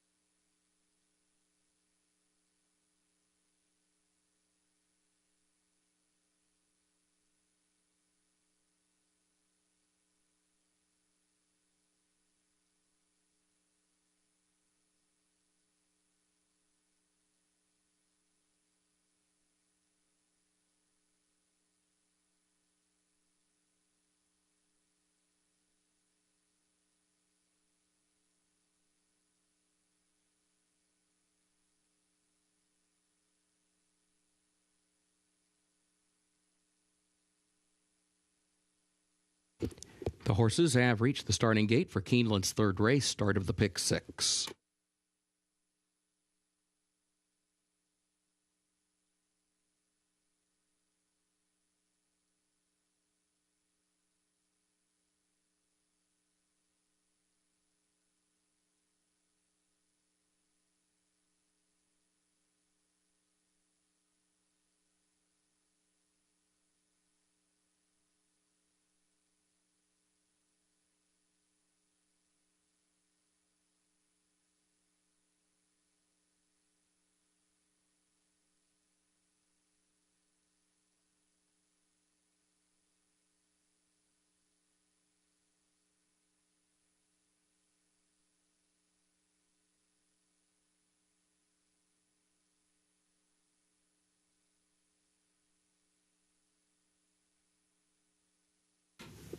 Moving into line for race 3.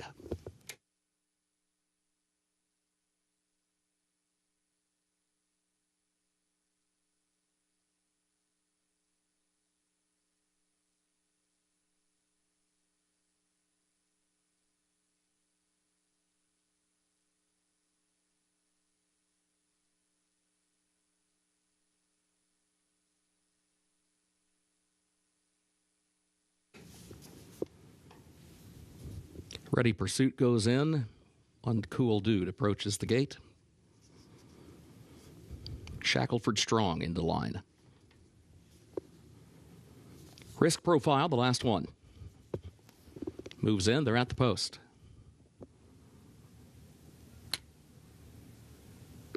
They're off. Poor beginning for Casey's Memory.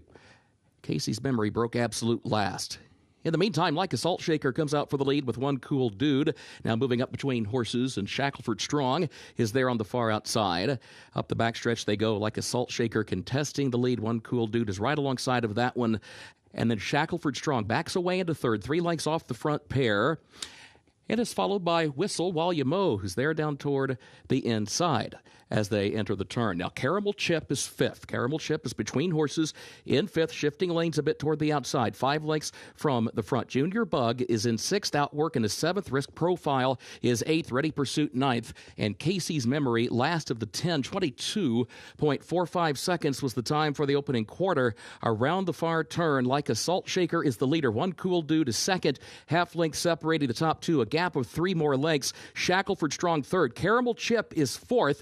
Out toward the center of the track. 7 from the front. Gap of 3 more. Back to Junior Bug, who's 5th toward the inside. Like a Salt Shaker, the leader. Caramel Chip is trying to take aim, but has to do more from the outside. Junior Bug is coming up the rail toward 3rd, and Like a Salt Shaker is the leader. The advantage is 4 lengths. Back to Shackelford Strong. Junior Bug. Caramel Chip is still 4th. They're well inside the 16th pole. Like a Salt Shaker and Chris Amy to win it. Shackelford Strong was home 2nd. Junior Bug 3rd. Caramel Chip 4th.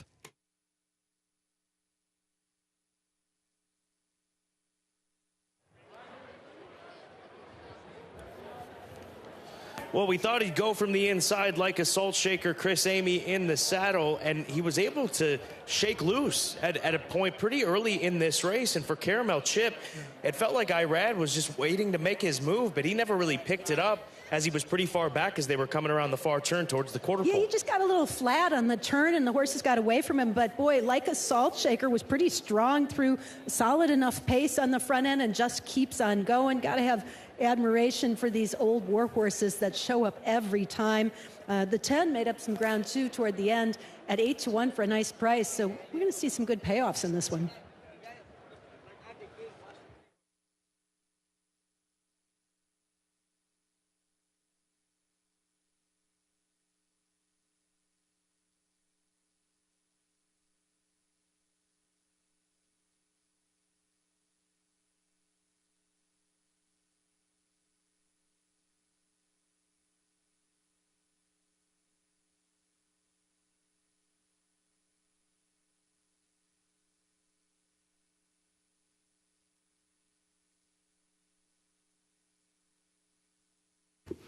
The unofficial results of Keeneland's third race. Number 2, Like a Salt Shaker, finished 1st. Number 10, Shackelford Strong, 2nd. Number 7, Junior Bug, 3rd. Number 4, Caramel Chip, 4th. 2:10.74 unofficial.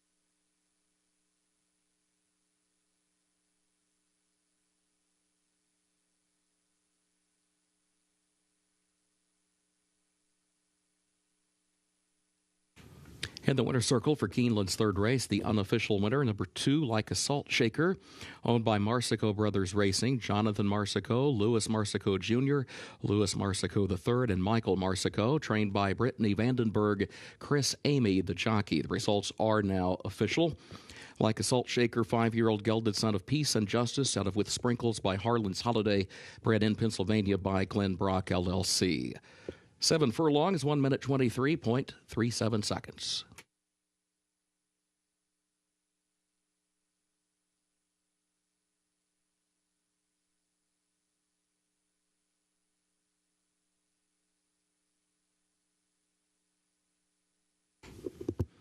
Keeneland's fourth race upcoming. The turf listed good, the rail at 30 feet today.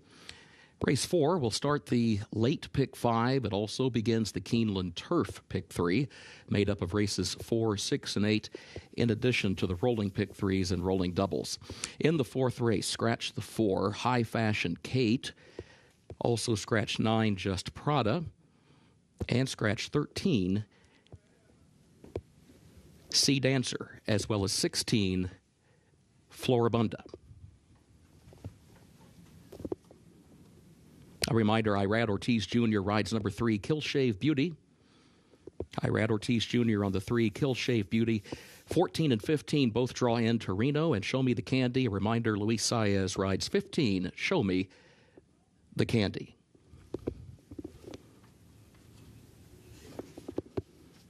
Fifth race, scratch the 4, Steal the Spotlight. Fifth race, scratch the 4, Steal the Spotlight. Featured 6th, scratch the 11, Star Fortress. Also scratch the also eligibles 13 through 16. That's in the featured 6th. Scratch 11, Star Fortress. Scratch the also eligibles 13 through 16. 7th race, scratch 11, Dog Red. That's the 7th race, scratch 11, Dog Red. Jockey on the 4, Speed Warning, Alex Ashard. 4, Speed Warning, Alex Ashard. 8th and final race, take out the also eligibles 13 through 16, did not draw into the race.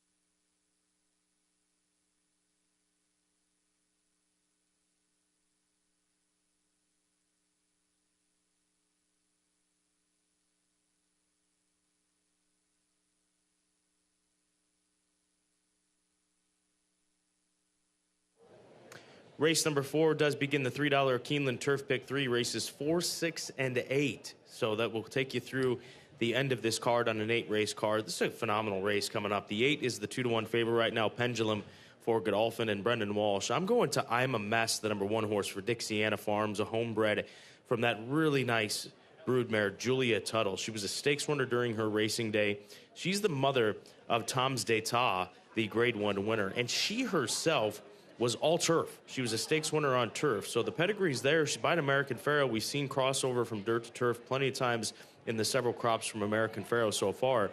This horse ran an even race at Kentucky Downs. I'm willing to give that filly a pass. And race 2 of her career, I think I'm a Mess takes a step forward here today for Kenny McPhee. Definitely, she, like a lot in this race, could take big steps forward for sure. And 8-1 doesn't seem out of line at all. I went to the outside horse who scratches in from the also eligibles, the 14 Torino.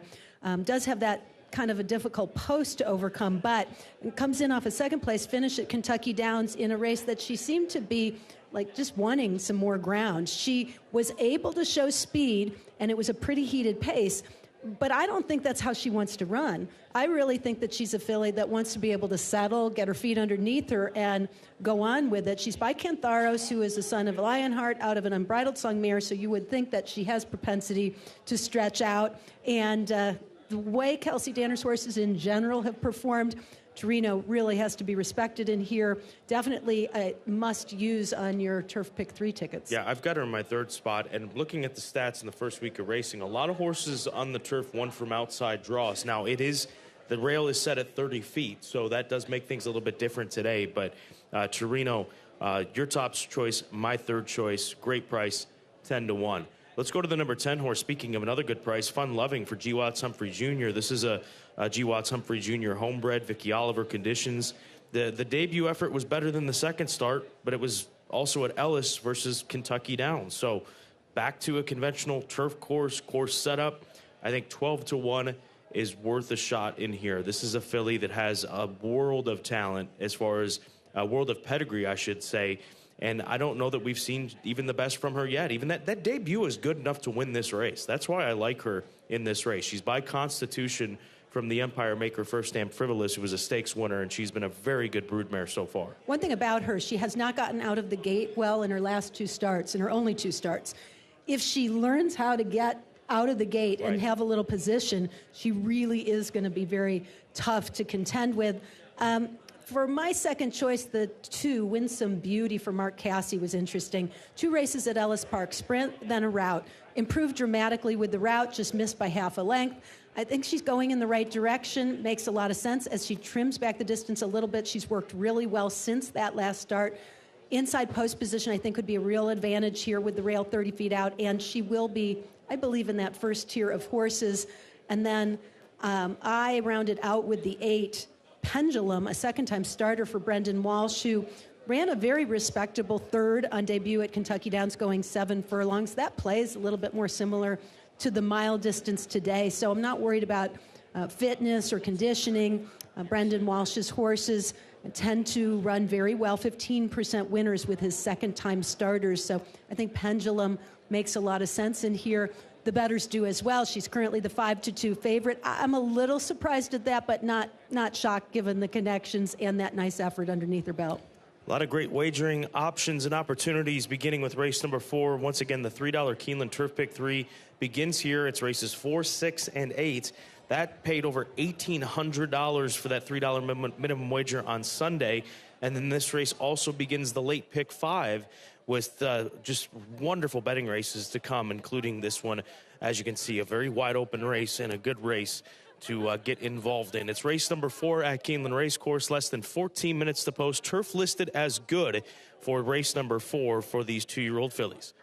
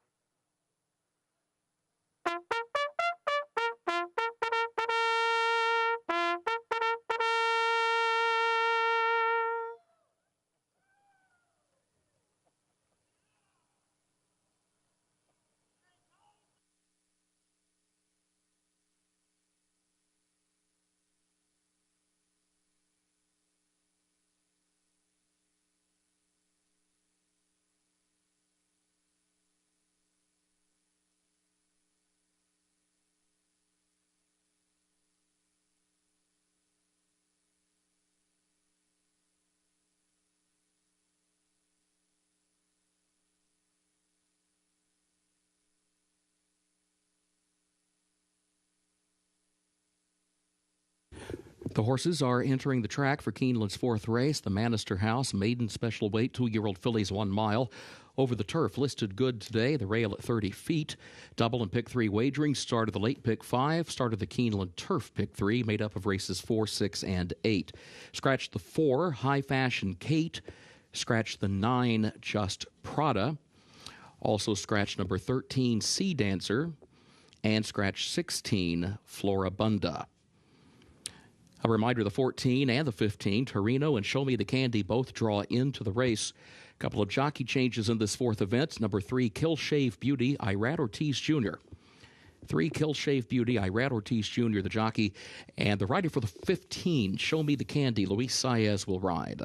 15, Show Me the Candy, the jockey, Luis Saez. Post time, 6 minutes.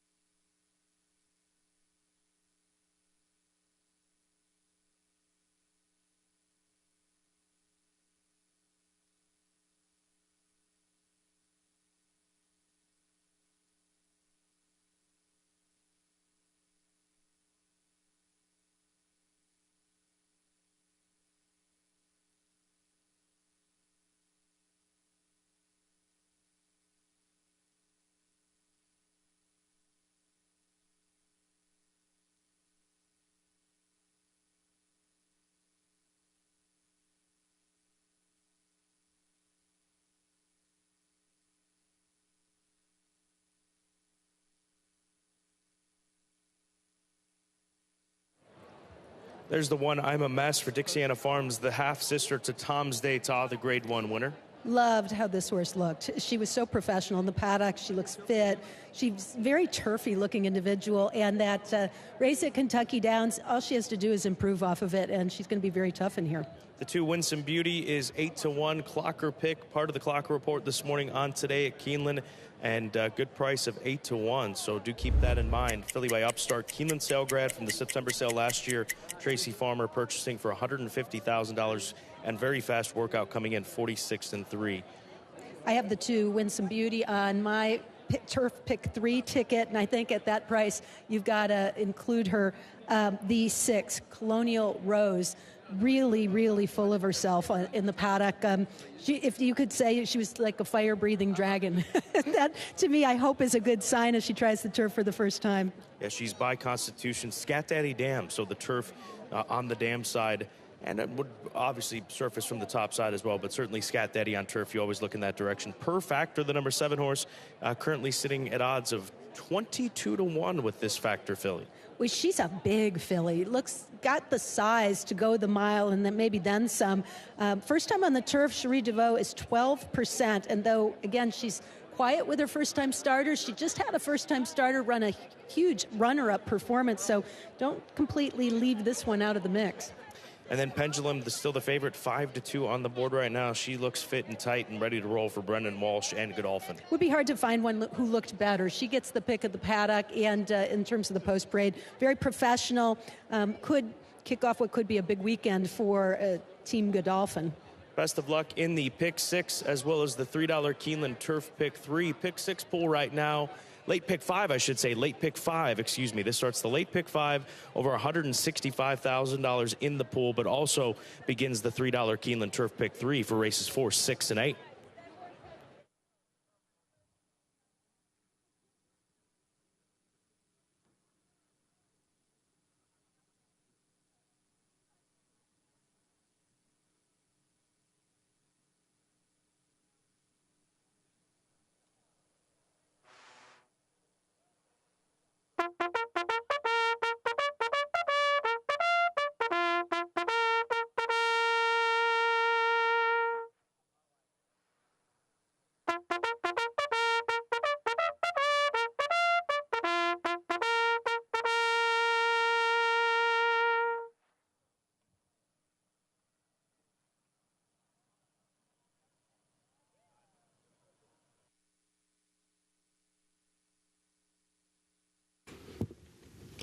The horses have reached the starting gate for Keeneland's 4th race, the Manister House, start of the late pick 5, start of the Keeneland Turf Pick 3.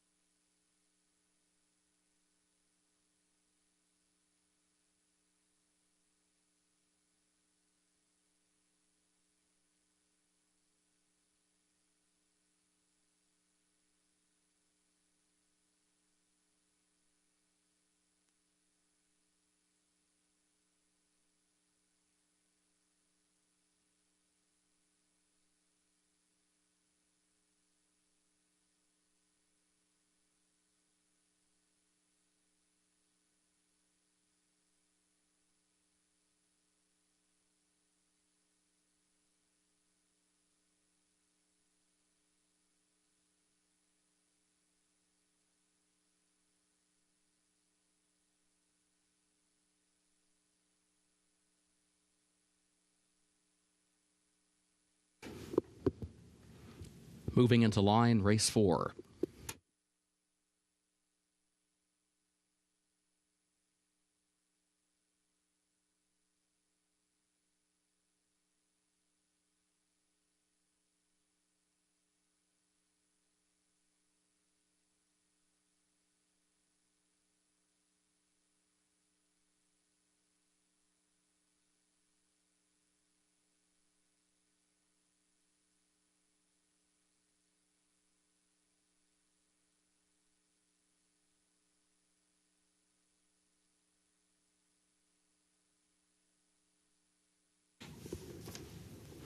Colonial Rose comes forward. Torino moves into line. Per Factor going in.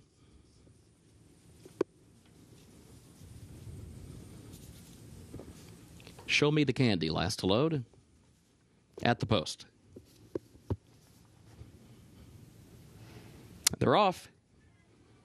Here's Kill Shave Beauty from the inside. Kill Shave Beauty shows for the lead. Per Factor moves up, and I'm a Mess is there down toward the inside. Fun Loving going to move up center of the course in the 4th position. Kill Shave Beauty has the early lead, though, and gets over toward the rail, leads it clear by just a length. Per Factor second. Fun Loving stacks up far outside. Moving forward from 3rd. I'm a Mess had to check in some traffic there around the first turn, and now settles down into the 4th position. Pendulum swings up by to the outside in the 5th spot within 4 lengths of the lead as they head on to the back stretch.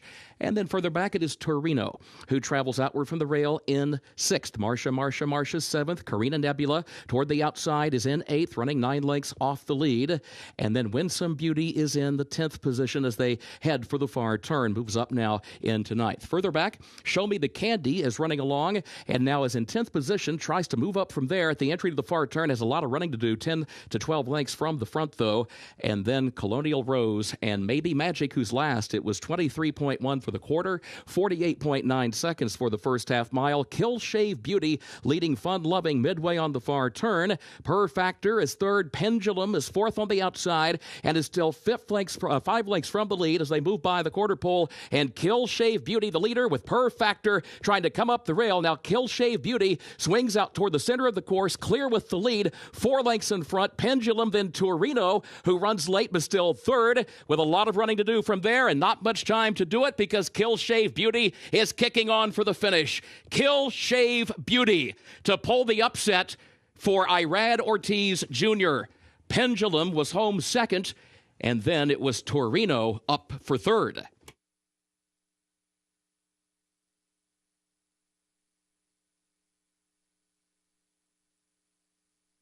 That you can say that Irad Ortiz Jr. sprung an upset, but he does so at 17-1 with Kill Shave Beauty. And the rail being out must have played into this or could have helped in this. I think no question about that, as he was able to slow things down enough and get this filly to the wire well in front of the rest of this group of 2-year-old fillies. Certainly the rail out helps the pace carry and makes it a lot harder to catch. But that said, when you go 3/4 of a mile by yourself in 1:14 and change, he kind of walked the dog, having everything his own way. Second winner of the day for Irad Ortiz Jr. The others chasing home, including the favorite, were kind of at his mercy throughout.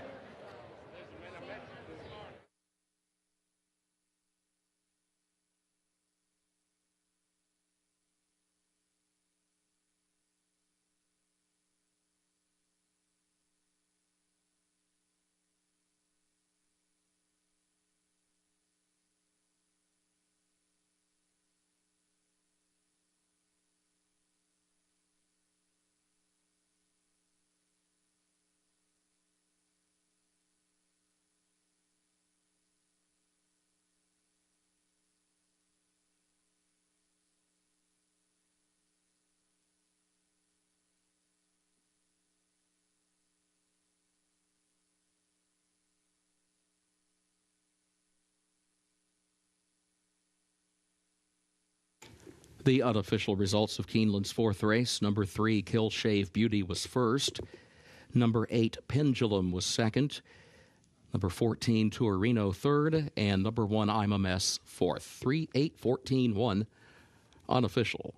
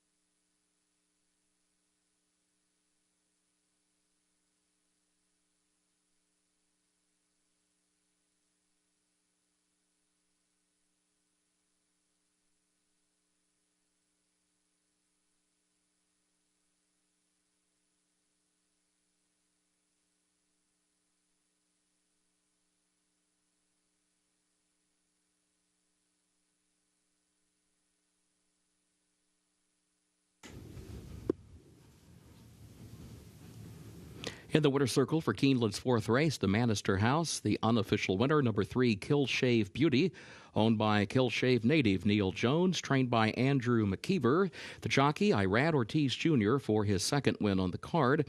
Kill Shave Beauty, a 2-year-old daughter of Noble Mission, out of Figure of Beauty by Street Cry. The winner bred in Kentucky by Neil Jones, 1 mile over the turf, listed good, 1 minute 37.21 seconds.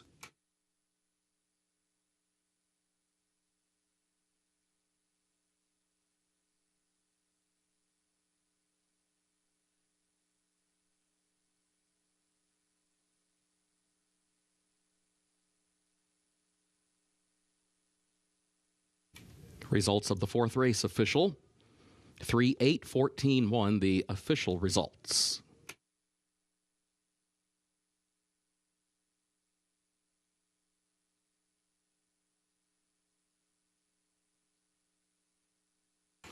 In the winner's circle, the trophy presentation for the Manister House to the connections of Kill Shave Beauty.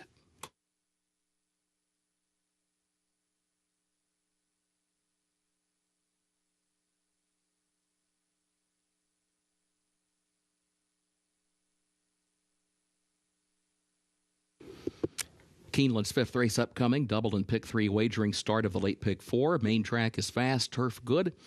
Rail at 30 feet on the turf course. In this fifth race, scratch the 4, steal the spotlight. Scratch number 4, steal the spotlight. Featured sixth race, scratch the 11, Star Fortress.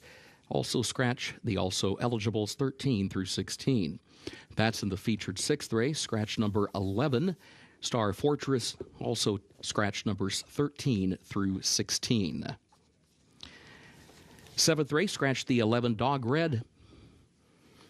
Seventh race, scratch the 11, Dog Red.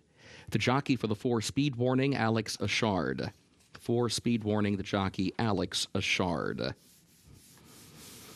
Eighth and final race, take out the also eligibles 13 through 16. They did not draw into the race.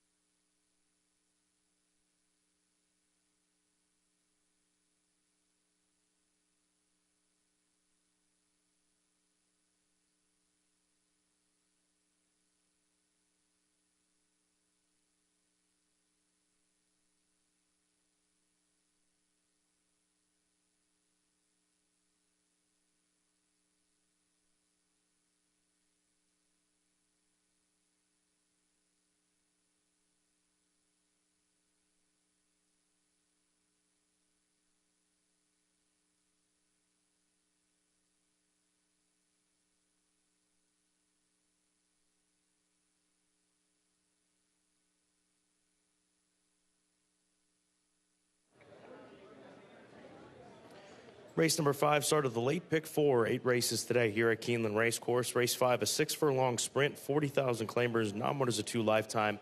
There is a scratch of the number 4 horse, and current favorite is the 2 horse Shy Shy at 3-1 for Mac Robertson, coming off of a win sprinting on the turf at Canterbury for this 2-year-old daughter of Painter. But bottom line, this is a wide open event. Go Margie Go is where I end up. She's 9-2 right now.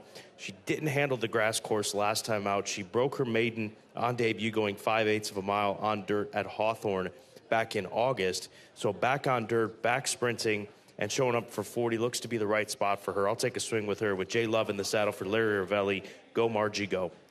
I'm right there with you with the 6, Go Margie Go. If you draw a line through that turf race, which was particularly tough, and she obviously didn't care for it, and look to her dirt race at Hawthorne, she showed some speed, was able to get position early, and won at 5 furlongs pretty nicely as the favorite. Now, granted, that's a shorter distance and easier competition, but it's the way she did it and the fact that Hawthorne has such a long stretch. I think it lends itself well to her stretching her speed. Most of the other speed in the race is to her inside. So far, speed has done very well this afternoon.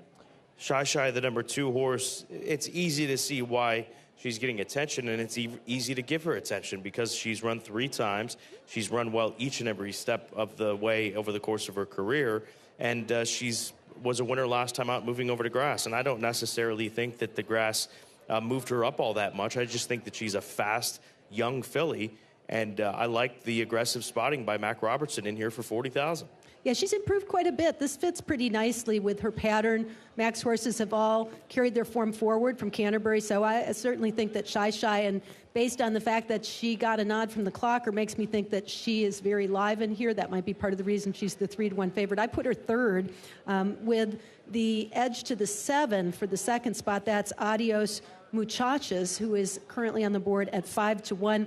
The 7, Adios Muchachas, moves turf to dirt and was a winner in her debut at Canterbury, similar to Shy Shy. She really powered through that field, but I don't think she has to be on the grass. Her pedigree says that she would actually be better suited to the main track. She goes from maiden special weight, which is the best Canterbury had to offer at the level, to a non-winners of 2 for 40,000, so she should fit in nicely. And then the number 5 horse, Intermittent Fast for John Ennis. This is a filly that broke her maiden by 6 3/4 at Horseshoe Indy back in June. They then tried her in the deep end of the pool over at Ellis Park in the Debutante Stakes, a race that Hot Beach was able to win.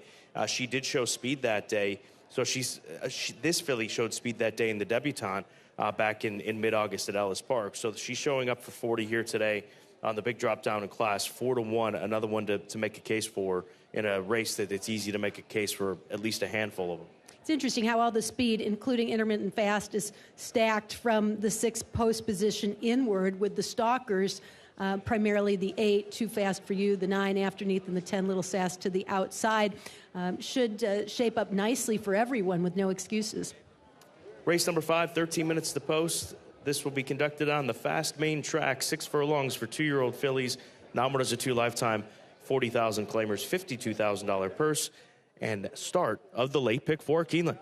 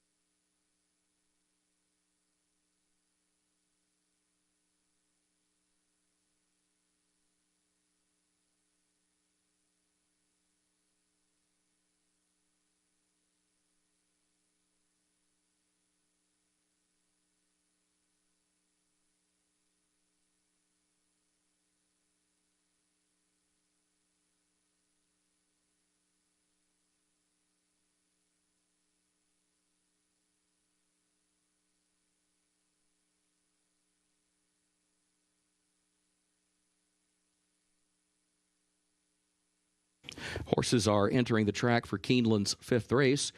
$40,000 claiming price for 2-year-old filly, 6 furlongs over the fast main track. Double and pick 3 wagering start of the late pick 4. Scratch number 4, Steal the Spotlight. Number 4, Steal the Spotlight is scratched. Main track is fast, turf good, rail at 30 feet on the turf course. Post time is 6 minutes.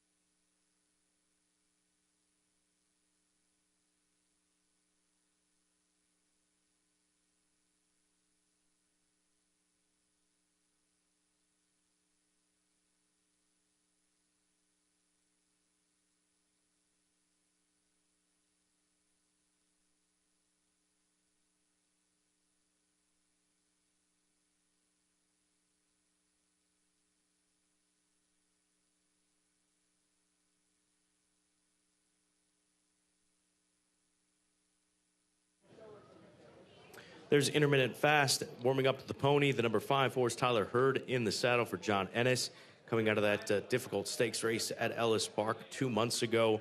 And if she is back on form, I would expect that she'll be quick away from the starting gate. I would too, and based on her most recent work at the training center, best of 31 workers at the distance, going half a mile, that would suggest she's going to show speed too. I thought she looked best of any. She looked exceptional in the paddock, and it's going to get the nod for paddock pick. Afterneath the number 9 horse, this is a Virginia-bred dialed-in filly, a Keeneland graduate, $9,000 purchase. She has more than tripled that at $45,000 as far as earnings are concerned, and her win came 2 starts ago for $40 at Colonial on the turf. It's interesting because she has a pedigree that could go either way. Corey Lannery aboard, looking for win number 5,000, will likely have this filly close to the pace. And the only time previously that she ran for a claiming price, she won for fun. So it remains to be seen how she's going to handle the dirt. The only other time she ran on it was in her debut. She kind of flattened out a little bit, but it could be a different story now. She's a little older, a little bit better. I spoke to Larry Ravelli about the number 6 horse. He's the trainer of Go Margie Go. Said he thought the race was pretty competitive and evenly matched versus those coming in from Canterbury and those getting attention here. He said it was a mistake to run her on turf. She wants nothing to do with that. He also said he was going to tell Jareth Loveberry to try to lay off the pace. That's the game plan coming in with this filly, also a Keeneland graduate that has more than doubled her earnings from her purchase price. You can see she's compact but a very strong-looking individual, but if she can settle just a little bit off the early pace setters, she might be in the catbird seat. I thought she showed some grit when she broke her maiden going 5 furlongs. Her pedigree suggests that she should go farther. And then Shy, the part of the Clocker report this morning on Today at Keeneland, the painter filly, Mac Robinson, looking for a second win in a matter of a week here at Keeneland Racecourse. Had a nice 2-year-old winner last week. Will this filly follow suit? We'll find out. But Tyler Gaffalione jumping into the saddle, that's always a positive sign here at Keeneland. She was running against some of the toughest maidens that were on the grounds at Canterbury and running very well, showing improvement with each of her starts. The win came on the turf, but I agree with you, Scott, as far as her ability. It looks like she's versatile and can run her race on any surface. Well, the filly that beat her on debut that she was third to, Extreme Smoke Show, that's the filly that came back to win for Mac Robertson last week. So do keep that in mind when looking at Shy. Pick 4 begins here. Late pick 4 for Keeneland. It's 2 minutes to post.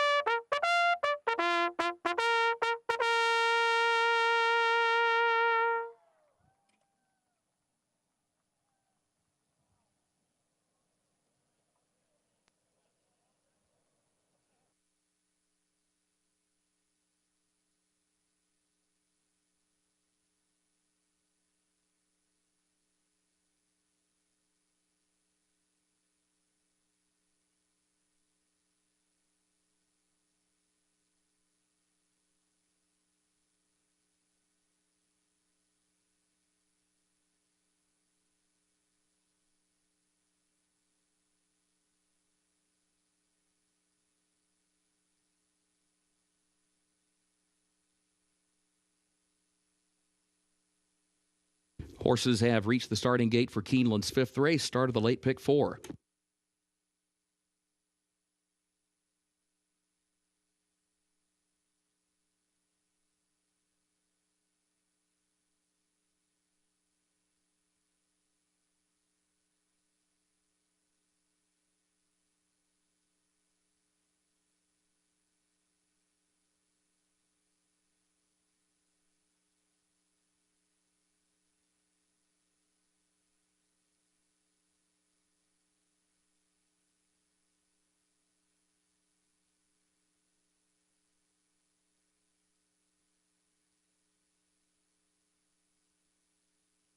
Moving into line, race 5.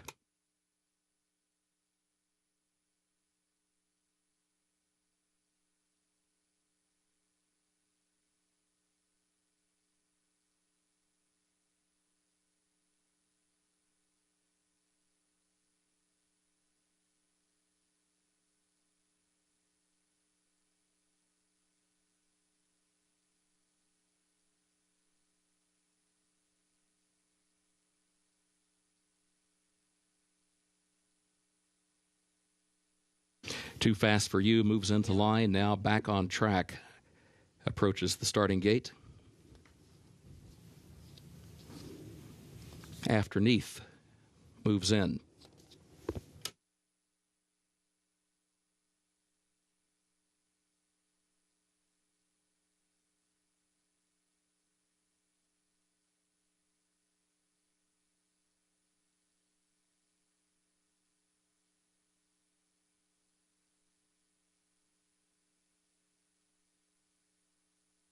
Little Sass, the last one coming forward now.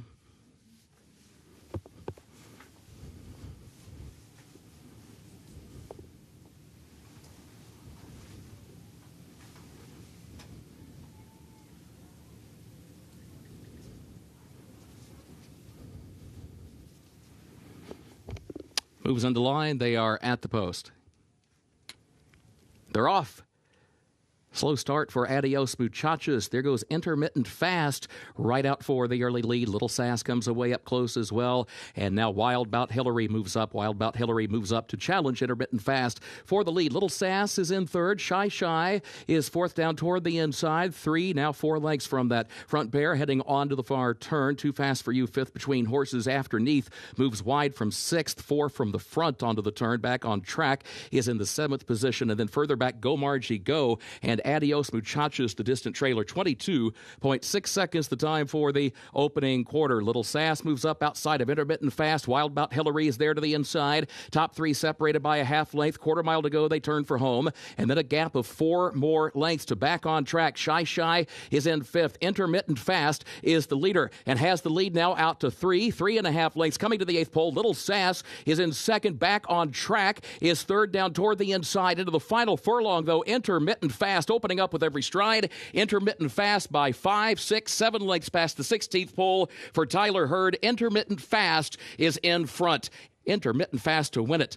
Little Sass will be across the line in the second position, and then it is close for third, either Shy Shy or Back on Track.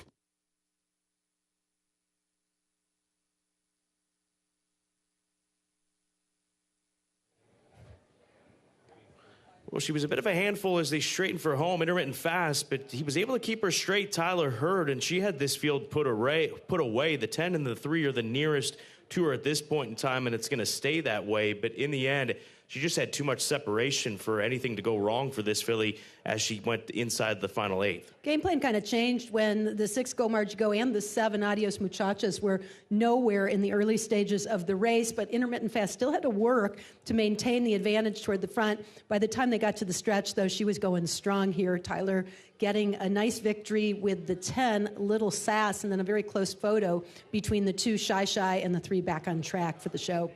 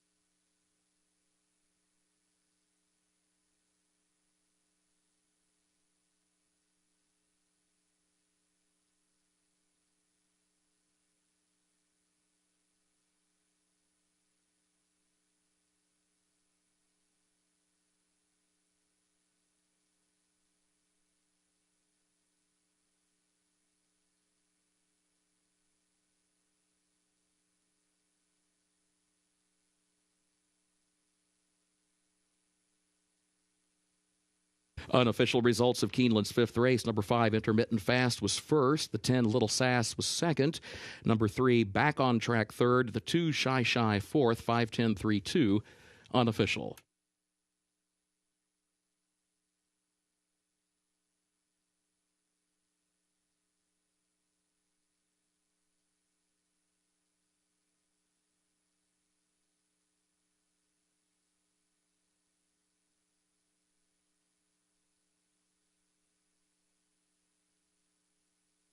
In the winner's circle for Keeneland's 5th race, the unofficial winner, number 5, Intermittent Fast, owned by Salima Holdings, LLC of James Lusk, owned also by Alan Greathouse and Mark Arnold, trained by John Ennis, Tyler Hurd, the jockey. Intermittent Fast, a 2-year-old filly by Taprit, out of Lady Mocha by Tale of the Cat, bred in Kentucky by Chuck Kidder. 6 furlongs over the fast main track, 1 minute 12.18 seconds.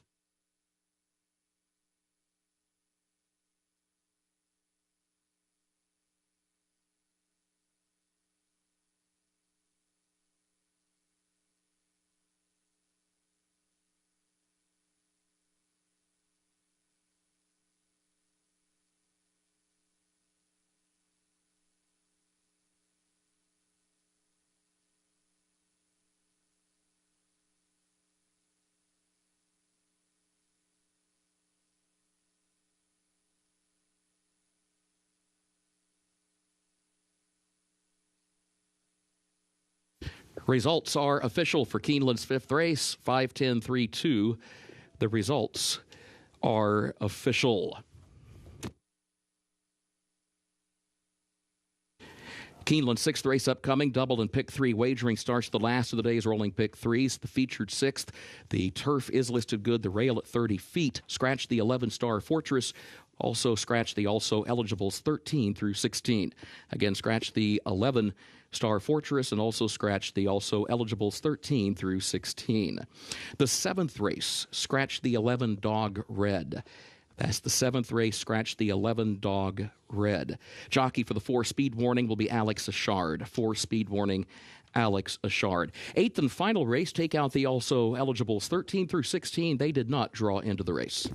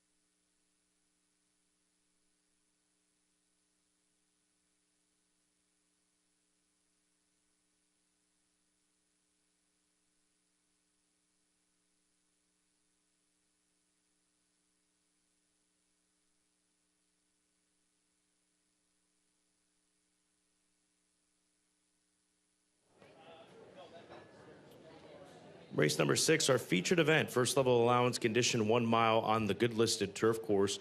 And there's the one horse, Make the Boys Wink, for Brendan Walsh and Phoenix Thoroughbreds. More Than Ready filly, who prior to last time was in very good form. And last time out, she found some trouble, 7/8 of a mile. Maybe they just got away from her a little bit with the shorter distance and all the things thrown at her at Kentucky Downs. I think that she is ripe for a bounce-back effort here today. And at 6-1 with Tyler Gaffleone sticking with this filly, this will be the 6th time that he's ridden this filly in her career. I think that she's got a big chance in here today at odds of 6-1 to bounce back and return to form. I definitely think that she can run a lot better than she did at Kentucky Downs. The one thing to keep in mind with the rail 30 feet out is that speed may be more of a factor than in previous races that we've seen at the meet so far. We saw in the earlier race a horse get the lead and never look back, but that horse was able to slow things down considerably with no other competition. So, and also she was well meant for the grass, well prepared. I don't know if we can say it's a disadvantage to have to come from off the pace, but it's just something to consider. 6-1 seems very fair on Make the Boys Wink. Lilac Girl, the 5, my top choice, is a horse who I thought had what could be termed a troubled trip. She didn't break on top. She broke a little flat, but was rushed up to take the lead early. Then she kind of took some stutter steps, almost as if she wasn't sure of herself on the uphill portion and even downhill portion as well of the Kentucky Downs run. A lot of horses are unsure of their footing on that course because it's just so different than anything they've been on before. She dropped way back, and then she came back on again and was still in the thick of things through the stretch before flattening out and finishing kind of a tired 5th. I think she can run a lot better than that on a traditional course. I also think second start off this layoff and third start of the year, she may be sitting on her best effort to date. She has some tactical speed. She used to be close to the pace in sprint distances, so I wouldn't be surprised to see Luis Saez try to take advantage of that turn of foot out of the gate. And with a little less going on, I can understand why she's 3-1 in here. I think that she could be very tough. Beautiful Navigator, the number 9 horse, will move over there next. She's my 3rd choice, your 2nd choice. This is the first time this filly's faced a first-level allowance condition. After she broke her maiden, she ran in against Stakes Company at Fairgrounds, ran in the Appalachian Stakes here in the springtime, and then a stake at Laurel, and then the Virginia Oaks. So this is a drop down in class from the types in which she's faced. She was beaten by Papilio, 30 Thou Kelvin in the most recent start, and not beaten all that far by the Virginia Oaks winner. So this is a crazy good price on a filly who could respond with this move into allowance company. 6-1 on Beautiful Navigator just goes to show you how good of a race that this is. And as I say that, she just clicks up to 7-1. Yeah, she's getting the biggest class relief of anybody in this field. And she also had a legitimate excuse with some real traffic trouble in the Virginia Oaks. 3rd start off the layoff. She's another in terms of her form cycle. Should be sitting on a big effort. I'm a little concerned about the pace here because she does her best running late, and she's going to be at the mercy of what happens in front of her. She also, with toward the outside draw, has got to work out a trip. But I definitely think on ability, you have to respect her, and the price is very generous. Third choice, I went to the favorite, 2-1 right now. Seems a little low on Up and Down, who I think is also probably going to be coming from off the pace, a little bit, stalking style, really. Although it's hard to gauge because she's coming out of shorter distance races, and she has been running in some pretty fast races, too, including that last one. She did everything but win last time out at Kentucky Downs. Was that because it was Kentucky Downs, or was that just because she was sitting on that big kind of effort? I think that's the big question you have to ask yourself when you accept 2-1. She does have the course form at Keeneland. That may be just what's putting her over the top in the wide open race. I mean, ultimately, somebody has to be favored, but there's so many horses in here that you can make cases for, and we'll do so on the front side, because when we get front side, I want to touch on the 12 Lemon Bomb. Had a chance to speak to Eddie Keneally, but we'll hold on to that and wait for them to head out for the post-parade. Race number 6. This will begin the final pick 3 of the day on this 8-race card. This is our featured allowance race. First level allowance condition, 1 mile on the good listed turf, and we're less than 15 minutes to post.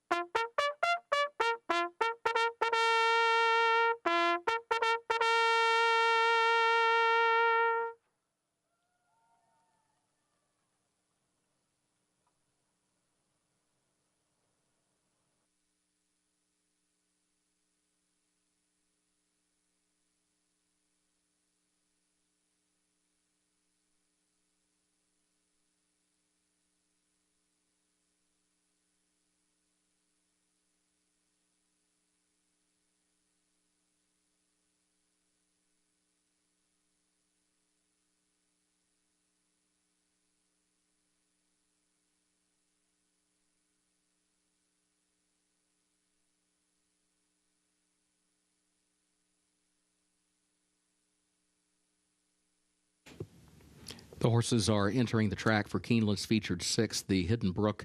Allowance for fillies and mares age 3 and up, 1 mile over the turf, listed good, the rail at 30 feet. Double and pick 3 wagering starts the last of the day's rolling pick 3. Scratch the 11 Star Fortress and also scratch the also eligibles 13 through 16. Post time in 7 minutes.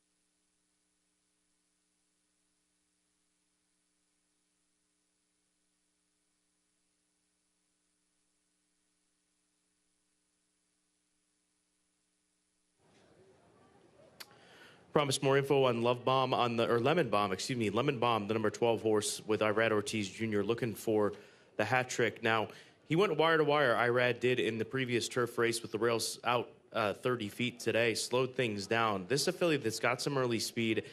I don't know that he's going to be able to do what he did, though, earlier today with that Andrew McKeever runner from this outside draw. But she looks very good, and she's 7-1 right now for Eddie Keneally, coming off that Kentucky Downs race where she just didn't come with it late. But so often we say it here during the fall meet at Keeneland, you can just forgive that effort with horses that just didn't finish well at Kentucky Downs. It seems on top of it. But Eddie Keneally said she's done everything right since that race at Kentucky Downs. So just throw it out, move on. And she looks great out here. Big, good-looking filly by Army Mule. Look, that's the only race that she ran poorly. Otherwise, in 5 starts, she's been right there every single time. And when she broke her maiden at Ellis Park, she was, again, taking advantage of kind of the way conditions were playing. She did what she was asked to do. But I thought it was a very, very nice effort. She fits with these for sure, and she looks the part. Just a true turf runner who is warming up very nicely and has that speed. Maybe doesn't have to be on the lead either. She ran well at Ellis when she sat that stalking trip and just got beat a neck for all of it. I think she's very live in here. The 5, Lilac Girl, is 3-1 right now. She actually opened as the favorite, so we might see that price tick down again before it's all said and done. Loved how she looked. She is just a real racy-looking daughter of Quality Road out of Edina, former mare.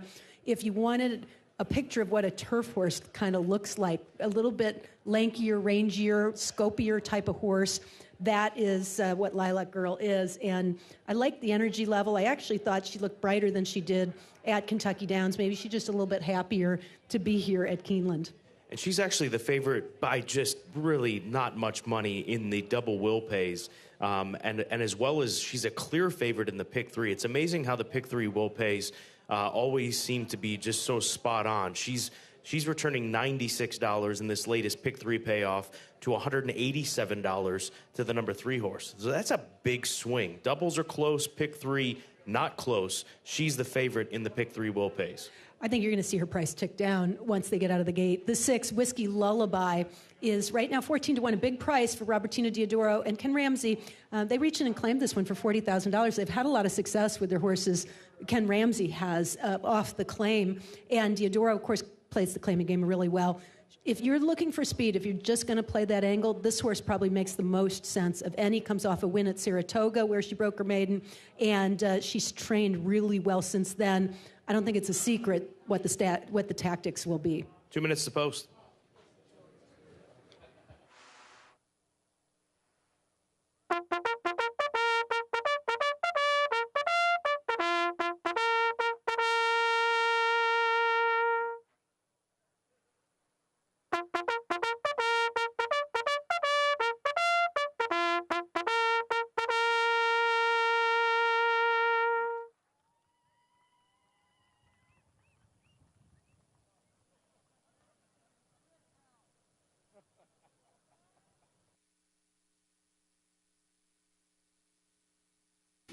The horses have reached the starting gate for Keeneland's 6th and featured race.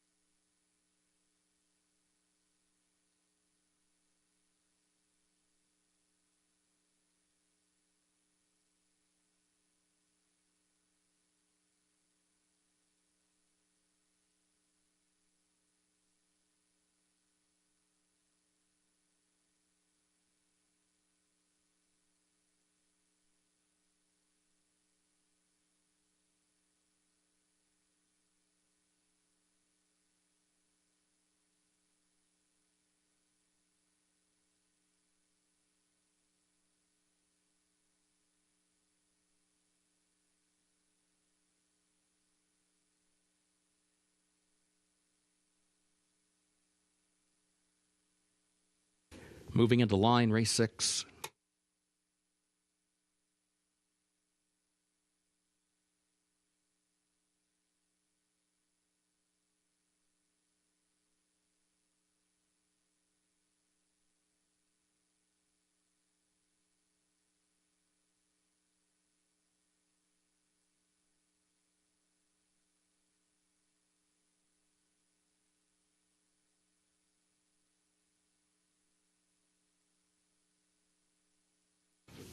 Beautiful Navigator moves in. Here's Lilac Girl coming forward.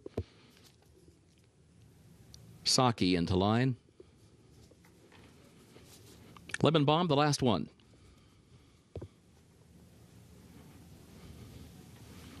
Moves in. They're at the post. They're off. There's Whiskey Lullaby along with Secret Statement. From between horses, that pair comes forward in the opening strides. Lilac Girl gets away in 3rd. Lemon Bomb is 4th, and Beautiful Navigator away running in the 5th position. Secret Statement moves forward. Secret Statement takes the lead clear now by 2 lengths, gets over next to the rail from Whiskey Lullaby, who is 2nd around the first turn, moves up just off the leader's flank as they head onto the backstretch. Lemon Bomb is in 3rd, running 3.5 lengths off the early lead. Lilac Girl is 4th. Beautiful Navigator 5th. Up and Down is in 6th. Paint Me Perfect is outward from the rail off the first turn and up the backstretch in 7th. Make the Boys Wink is back toward the inside in 8th. Saki alongside that one 9th as they head for the turn. Grace Darling is side by side with Clever Joke at the back of the pack. 23 seconds was the time for the opening quarter. Back up front, Secret Statement, Whiskey Lullaby 1-2 separated by just a neck. 47.85 seconds was the time for the opening half mile. Lemon Bomb is 3rd, still 3 lengths off the front pair. Then a gap of just over 2 more back to Lilac Girl. Tries to pick up the chase. race, swings off the rail from the 4th position. Up and Down is against the rail, saving ground around the far turn. Still 5th, though, and still 6 lengths off the lead. Beautiful Navigator, another spot behind her, and then Make the Boys Wink. They turn for home. Whiskey Lullaby takes a narrow lead. Lemon Bomb, Lilac Girl to her outside. Up and Down tries to move forward, down toward the inside. Lilac Girl has the lead, though, coming into the final furlong. Whiskey Lullaby, Up and Down, shifting lanes to the far outside. Make the Boys Wink is running late as well. Lilac Girl is in front. Lilac Girl chased all the way. Lilac Girl wins it. Make the Boys Wink was up for 2nd by a neck over Up and Down 3rd.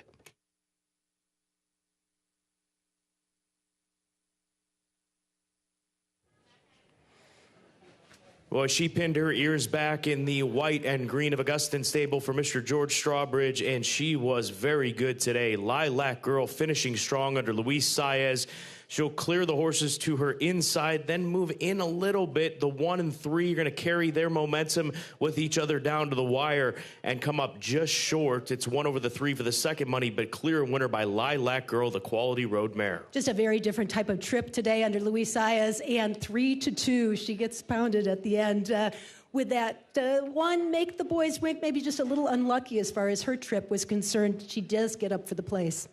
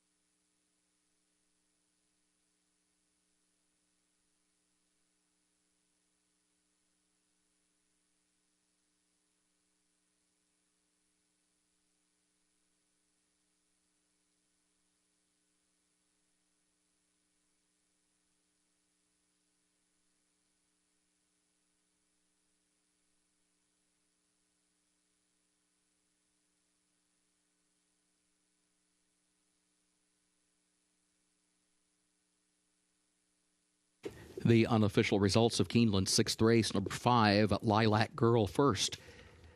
Number 1, Make the Boys Wink, was second.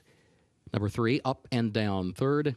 Number 7, Secret Statement fourth. 5137 unofficial.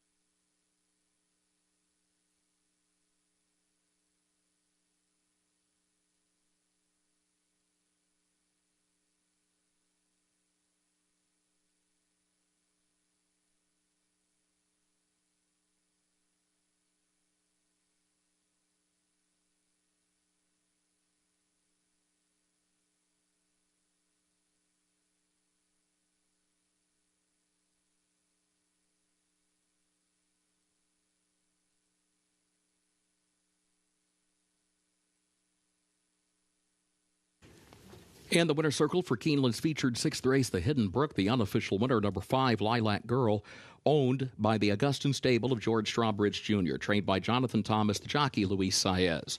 Lilac Girl, a 5-year-old daughter of Quality Road, out of Chat by Dynaformer, bred in Kentucky by George Strawbridge Jr., 1 mile over the turf, listed good, 1 minute 35.93 seconds.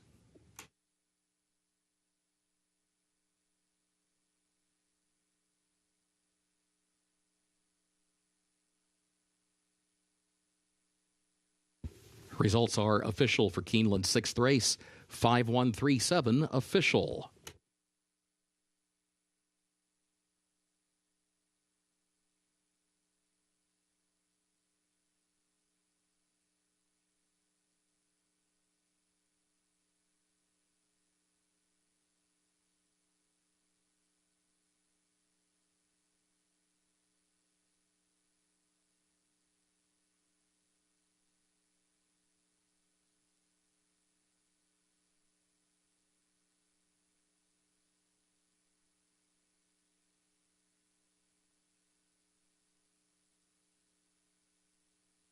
In the winner's circle, the Hidden Brook Trophy presentation to the connections of Lilac Girl.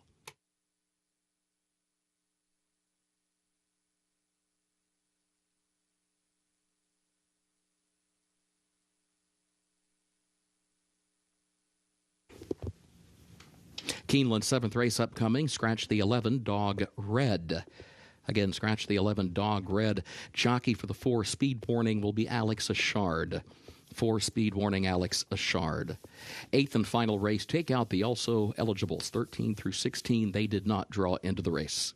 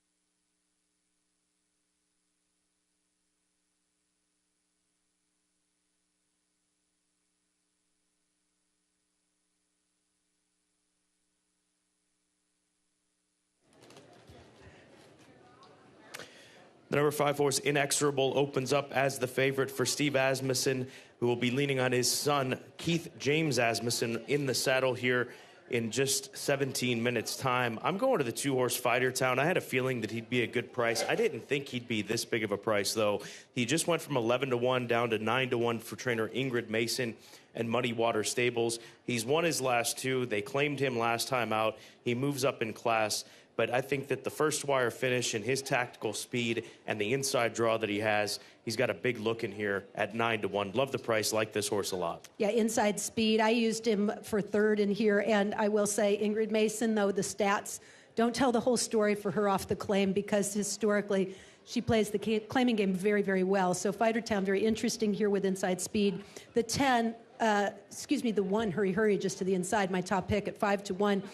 Disappointed as the favorite last out at Ellis, but I think that he just got taken out of his game at the beginning of the race when he was bumped around. And every time he started to try to make a move, something would happen in front of him that discouraged him. Today, with a nice break, I think it could be a completely different story. He can make the lead, although I don't know that he has to, but just depending on where he fits at the beginning, I think he can settle into a nice rhythm for Luan Machado and is capable of much better than he did last time out.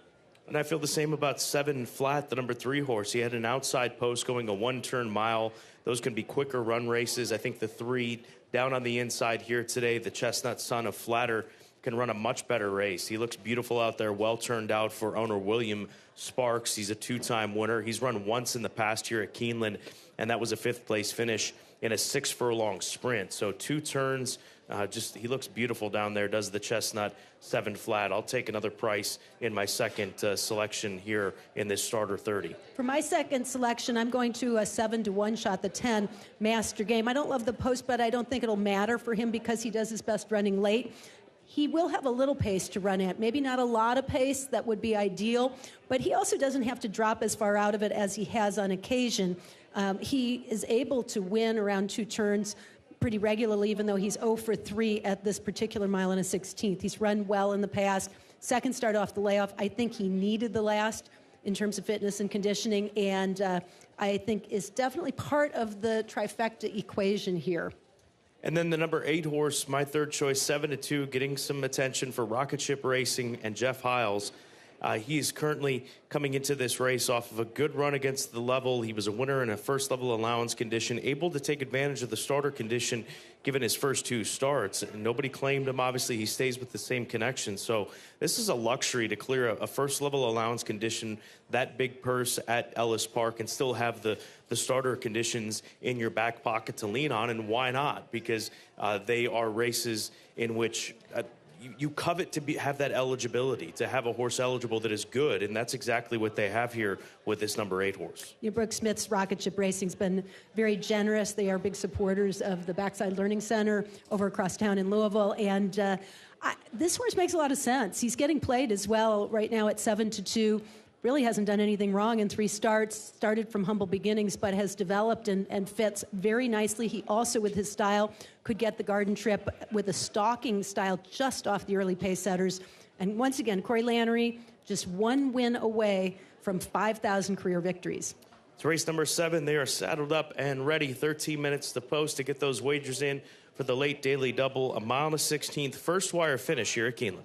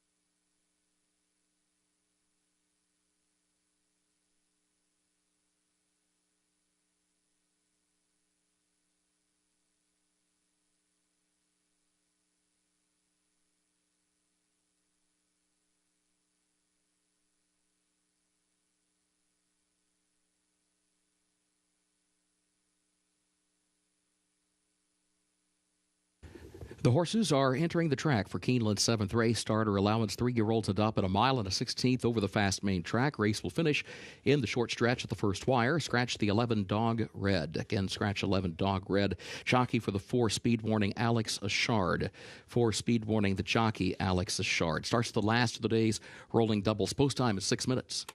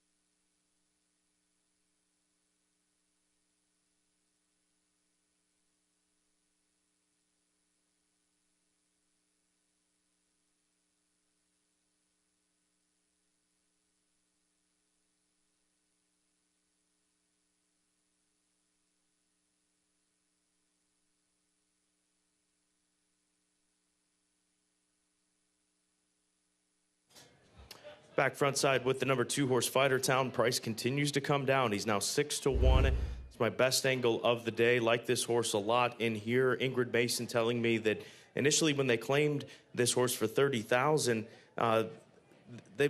not that this race wasn't necessarily on their radar, but it's obviously coming back a little quick from the 30th of September to the 11th of October. So in less than 2 weeks, but she said with it being there and having that eligibility, you couldn't pass it by, and he's done well since then. He's had no workouts, no need for it. He's race fit and ready to go, and she stuck with Jack Gilligan because of the relationship and success that he's had with this gelding with those previous connections. Yeah, 2 straight wins, and for different conditioners, I think it was a wise move because he obviously works well with Fighter Town. Couldn't look better on the track in terms of the warm-up. He's very well balanced and striding out beautifully. So looks very live, especially from the pace standpoint. But I have a hunch that there's going to be quite a matchup on the front end with several horses trying to get position.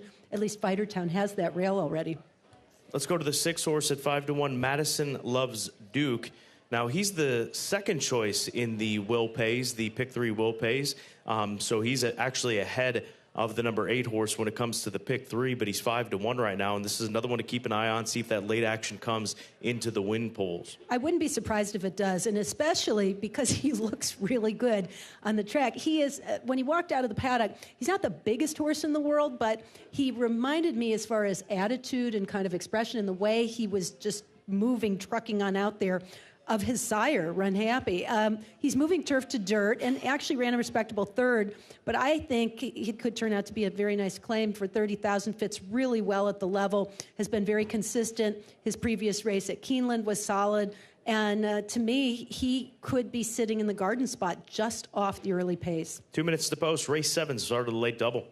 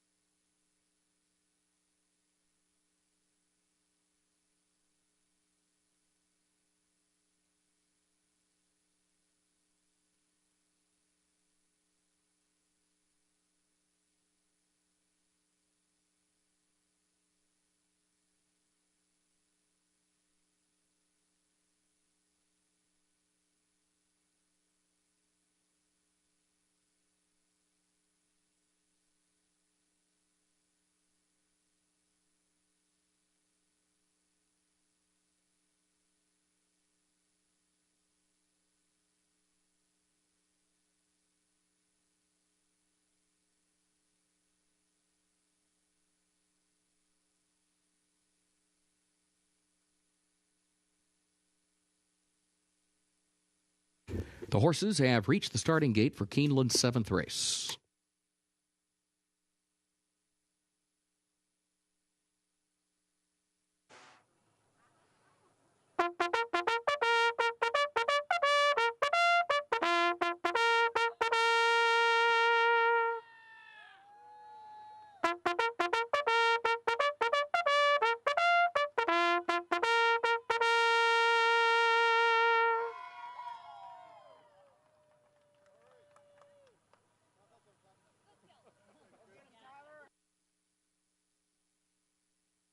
Moving into line for the 7th.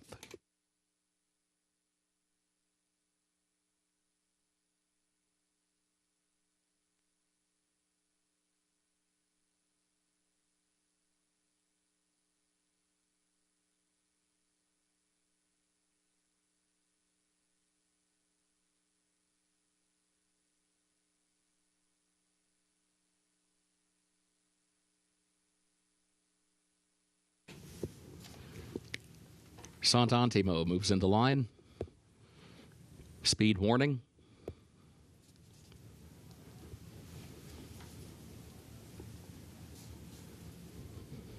Pike Place coming forward.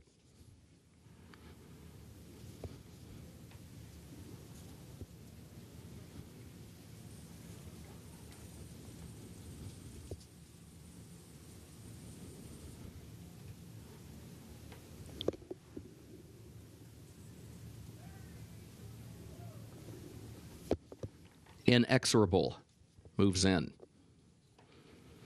Master Game, the last one. Moves into line. First wire at the post. And they're off. Sant'Antimo went to his knees at the start, but quickly recovered, although will drop out toward the back of the pack. In the meantime, Speed Warning moves forward, and Fighter Town is right there. Speed Warning, Fighter Town go at it for the top spot early on. Pike Place is going to move up into 3rd position, caught 4 wide into the first turn. Long Crow is 3 wide in 5th. Hurry, Hurry saves the ground, moves up a couple of spots from 6th around the first turn. 7 flat in some traffic there, and is now in 7th position as they head onto the back stretch. Master Game moves up next on the outside of Inexorable, who's now 8th in between horses off the turn. Sant'Antimo is against the rail, moves up 2 positions from 9th into 7th, a break of 3.5, 4 lengths back of that when Madison Loves Duke is last of the group of 10. 23.68 seconds the time for the opening quarter.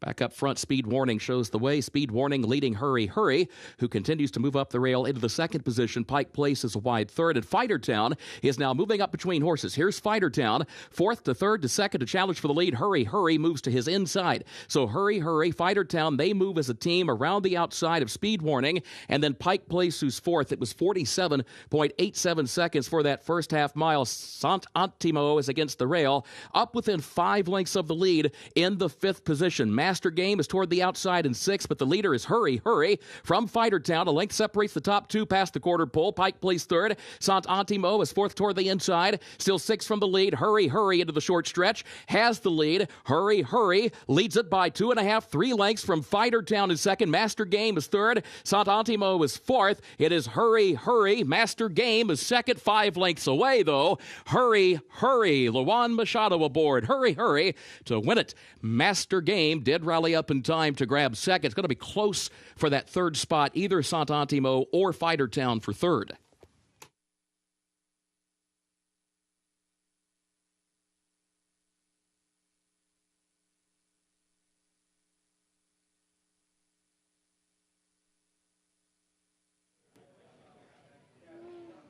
Well, it's Hurry Hurry who turns for home with the win and with the advantage and pulls off the win. And so often in these short stretch finishes, those that can carve out that lead once you straighten for home, you're very tough, especially when you open up the lead that this Keeneland graduate did for Matthew Sims and Luan Machado. Luan Machado was able to take advantage of that inside post. He was always able to keep his horse toward the inside and then kick with a clear run to the stretch. Really nice performance. It looks like the horses that are on the lead at the top of the stretch do have the advantage on the dirt. Did make up some ground, though, Master Game did, to wind up 2nd at a big price. 110 in a photo, maybe the 2-horse Fighter Town in the end, but a clear win for Hurry Hurry, the son of Champion Accelerate.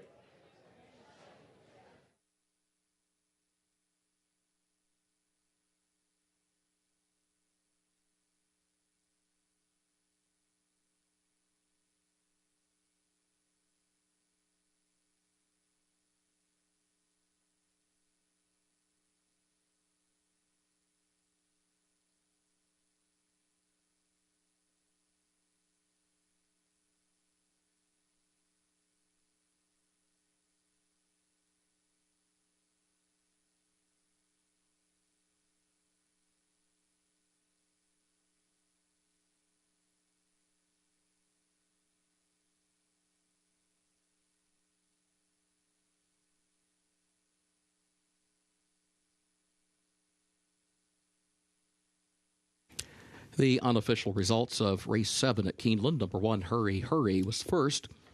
Number 10, Master Game, second. Number 2, Fighter Town, third. Number 8, Sant'Antimo, fourth.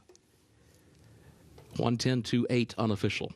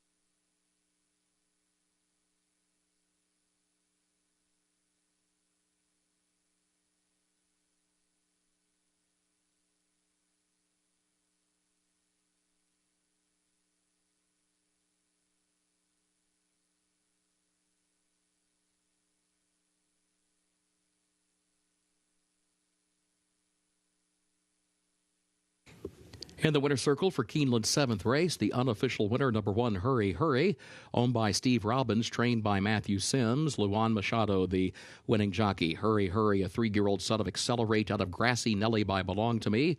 Winner bred in Kentucky by Lannister Holdings. Mile at 16th over the fast main track, 1 minute 44.94 seconds.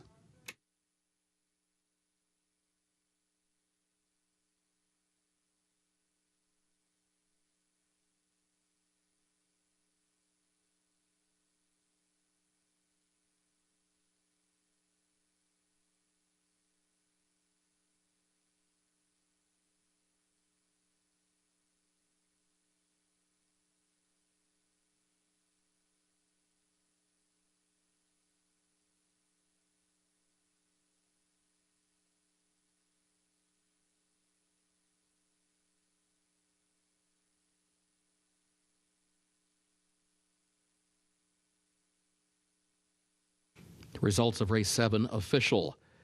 110-28, the official results.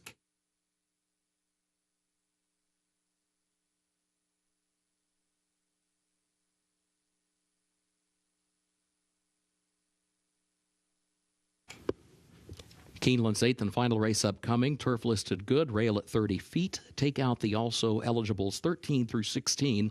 Did not draw into the race. Carryover for that Toyota Super High 5, $6,977.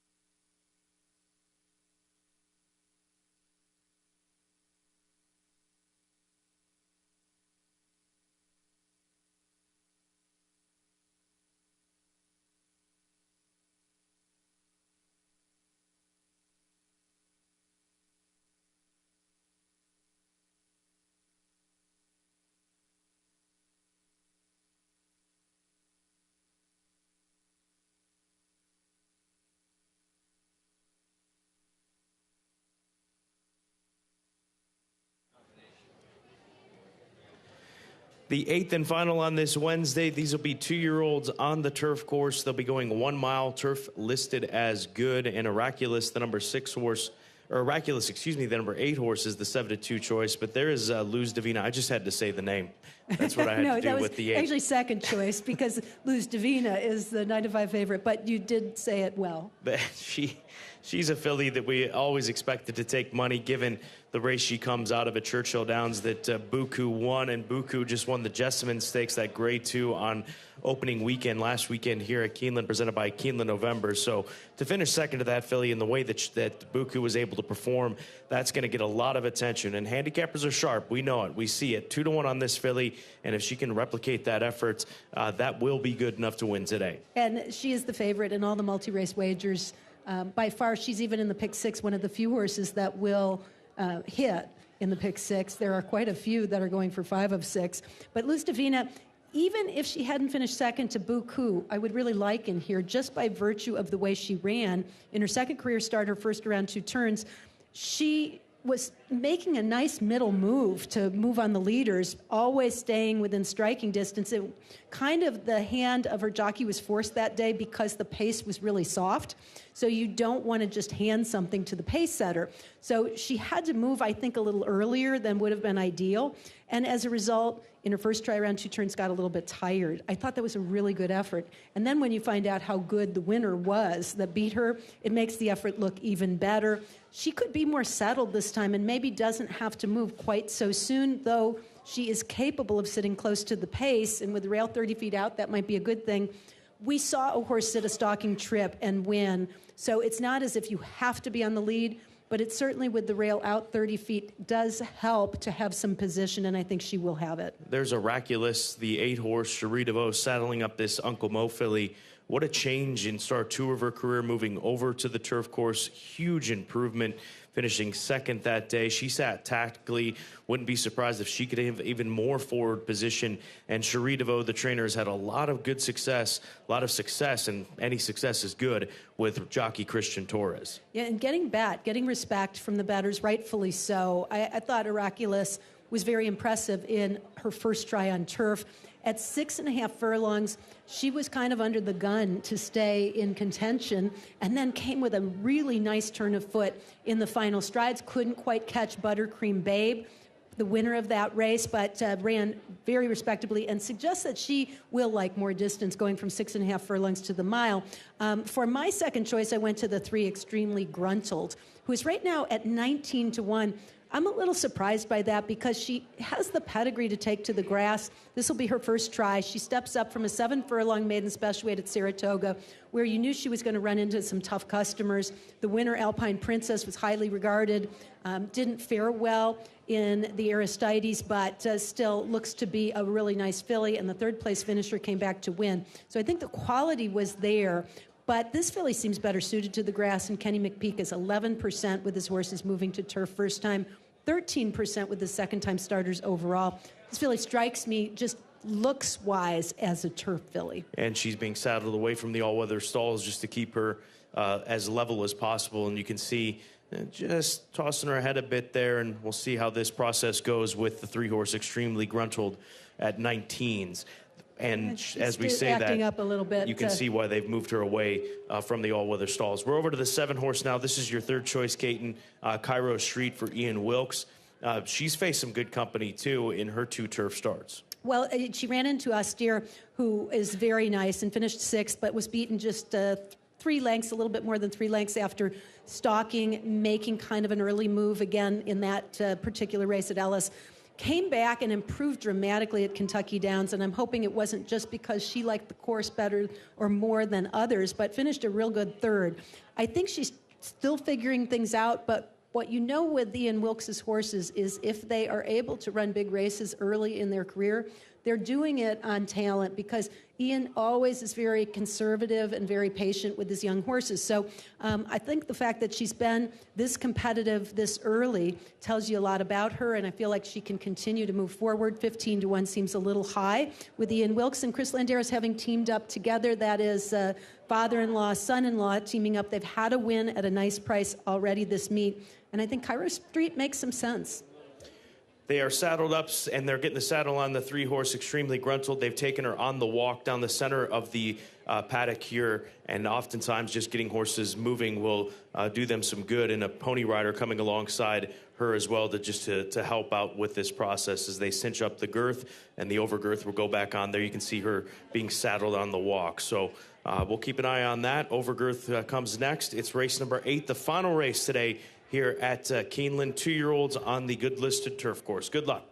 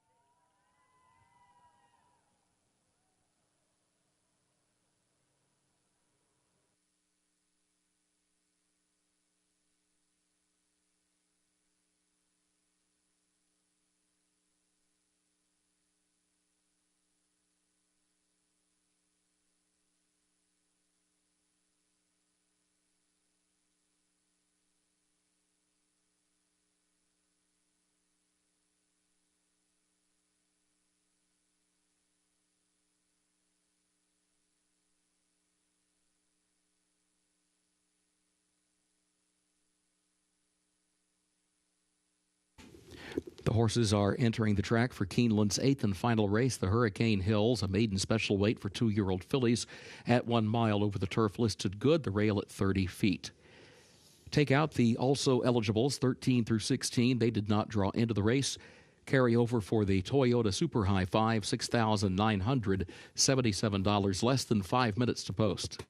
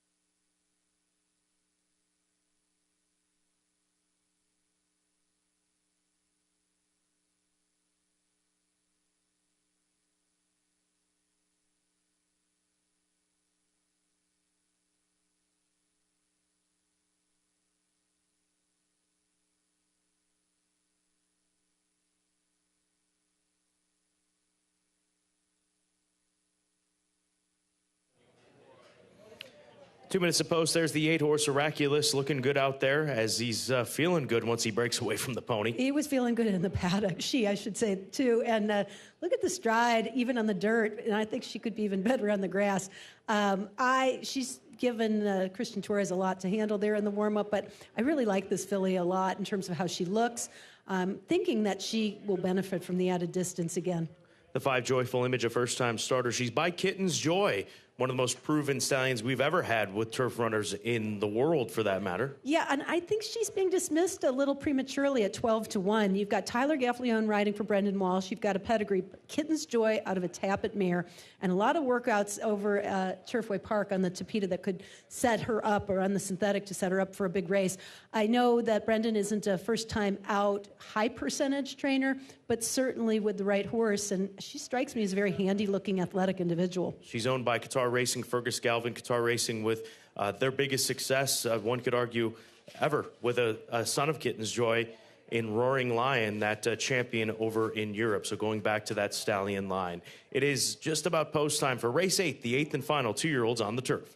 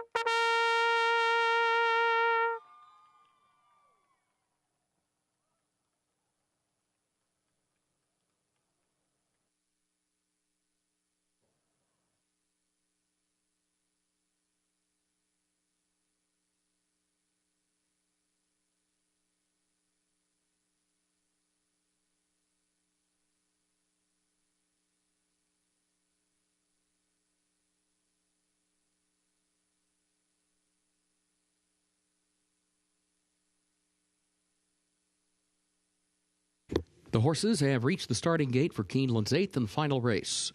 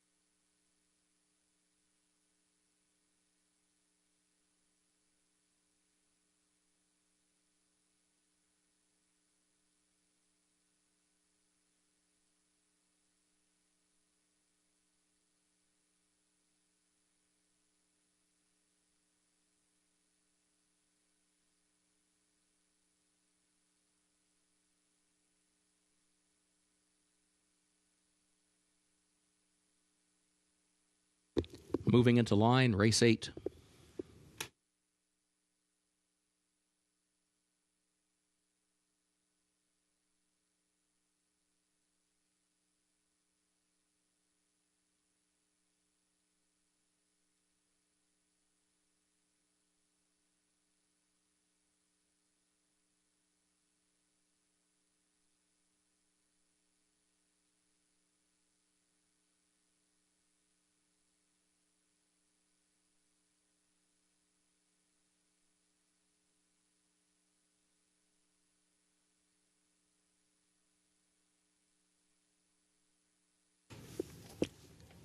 Joyful Image comes forward.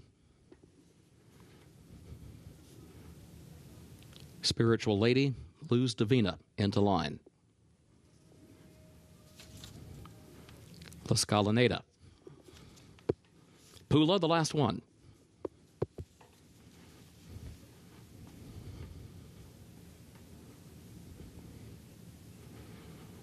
All set at the post. They're off. There's Butterfly Queen from the inside. Here's Simply Striking moving up along with Luz Divina. Simply Striking, Luz Divina 1-2. Butterfly Queen is now third. Cairo Street will go fourth up on the outside. Extremely Gruntled is away running in fifth. The lane off the rail. Awkward move for Extremely Gruntled, who went wide into the first turn. And Oraculous had to go wider still. Got shoved out toward the center of the course. Spiritual Lady also took part of that and has to drop out a couple of lengths from the back of the pack. Meanwhile, back up front, Simply Striking is the leader off the first turn. Leads at 3/4 of a length. Luz Divina goes second. Cairo Street third up on the far outside, less than a length off the lead as well. Gap of 2. Butterfly Queen between horses is in fourth. Pula is fifth up on the outside. Joyful Image against the rail is in sixth. La Scalinata seventh. Oraculous is eighth. Extremely Gruntled is now in the ninth position. Spiritual Lady is in 10th to the far turn. Mishka 11th. Queen Lexi last of 12. It was 24.21 for the quarter. 49.58 seconds for the first half mile. Simply Striking is the leader, 3/4 of a length to the far turn. Luz Divina between horses second, 3/4 of a length. Cairo Street is third, wide again on the far turn. Pula wider still, back in the fourth position, 5 from the front. Butterfly Queen is in fifth. Joyful Image has lost some ground in sixth. Then Oraculous and La Scalinata, they turn for home. Simply Striking, Luz Divina, and here comes Cairo Street on the outside, and Cairo Street's been right there since the start's been wide on both turns, still moving up. Butterfly Queen is behind her. Luz Divina's fighting on. Luz Divina, Cairo Street, Luz Divina. Butterfly Queen is in third. Then Oraculous and Mishka. It is Cairo Street, a narrow lead and deep stretch. Cairo Street, Luz Divina. Cairo Street gets it by a head on the line over Luz Divina in the nightcap.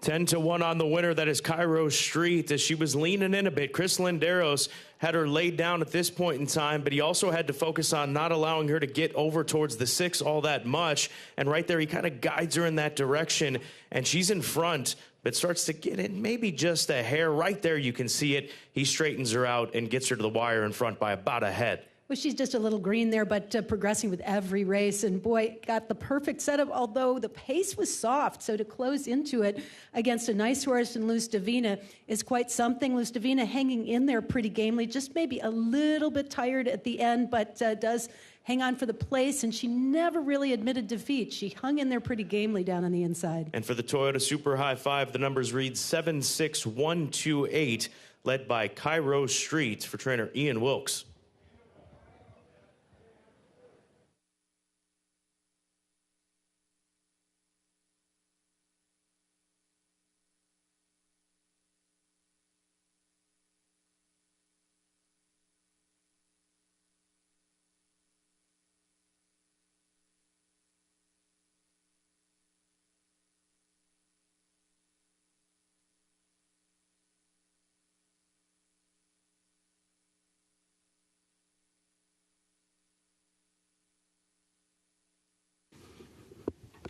The unofficial results of Keeneland's 8th race: number 7, Cairo Street finished first.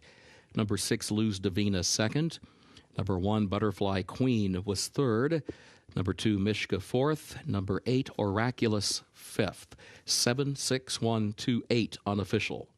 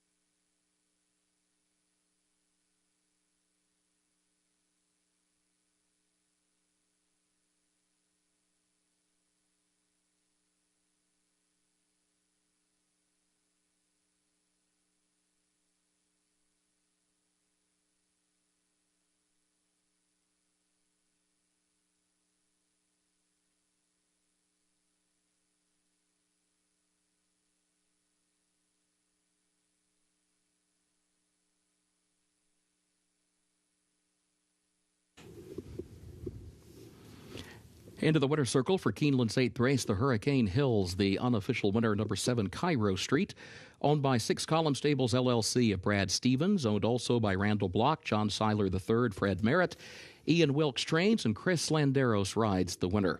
Cairo Street, a 2-year-old filly by Cairo Prince out of Taylor Street by Street Sense, bred in Kentucky by Randy Block and others. 1 mile over the turf, listed good, 1 minute 38.21 seconds, and the results are now official. 7-6-1-2-8, the official results.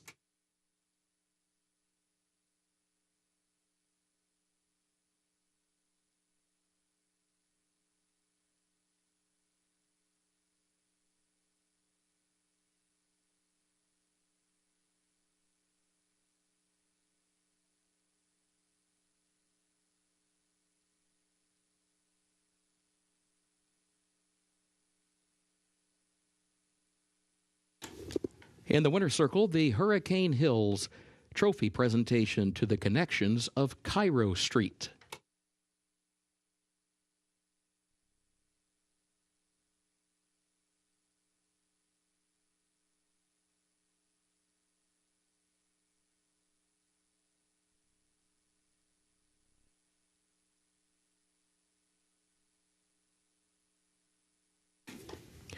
No perfect tickets in the Pick 6 today. There is a consolation 5 of 6 and a carryover of $27,770 for tomorrow's card.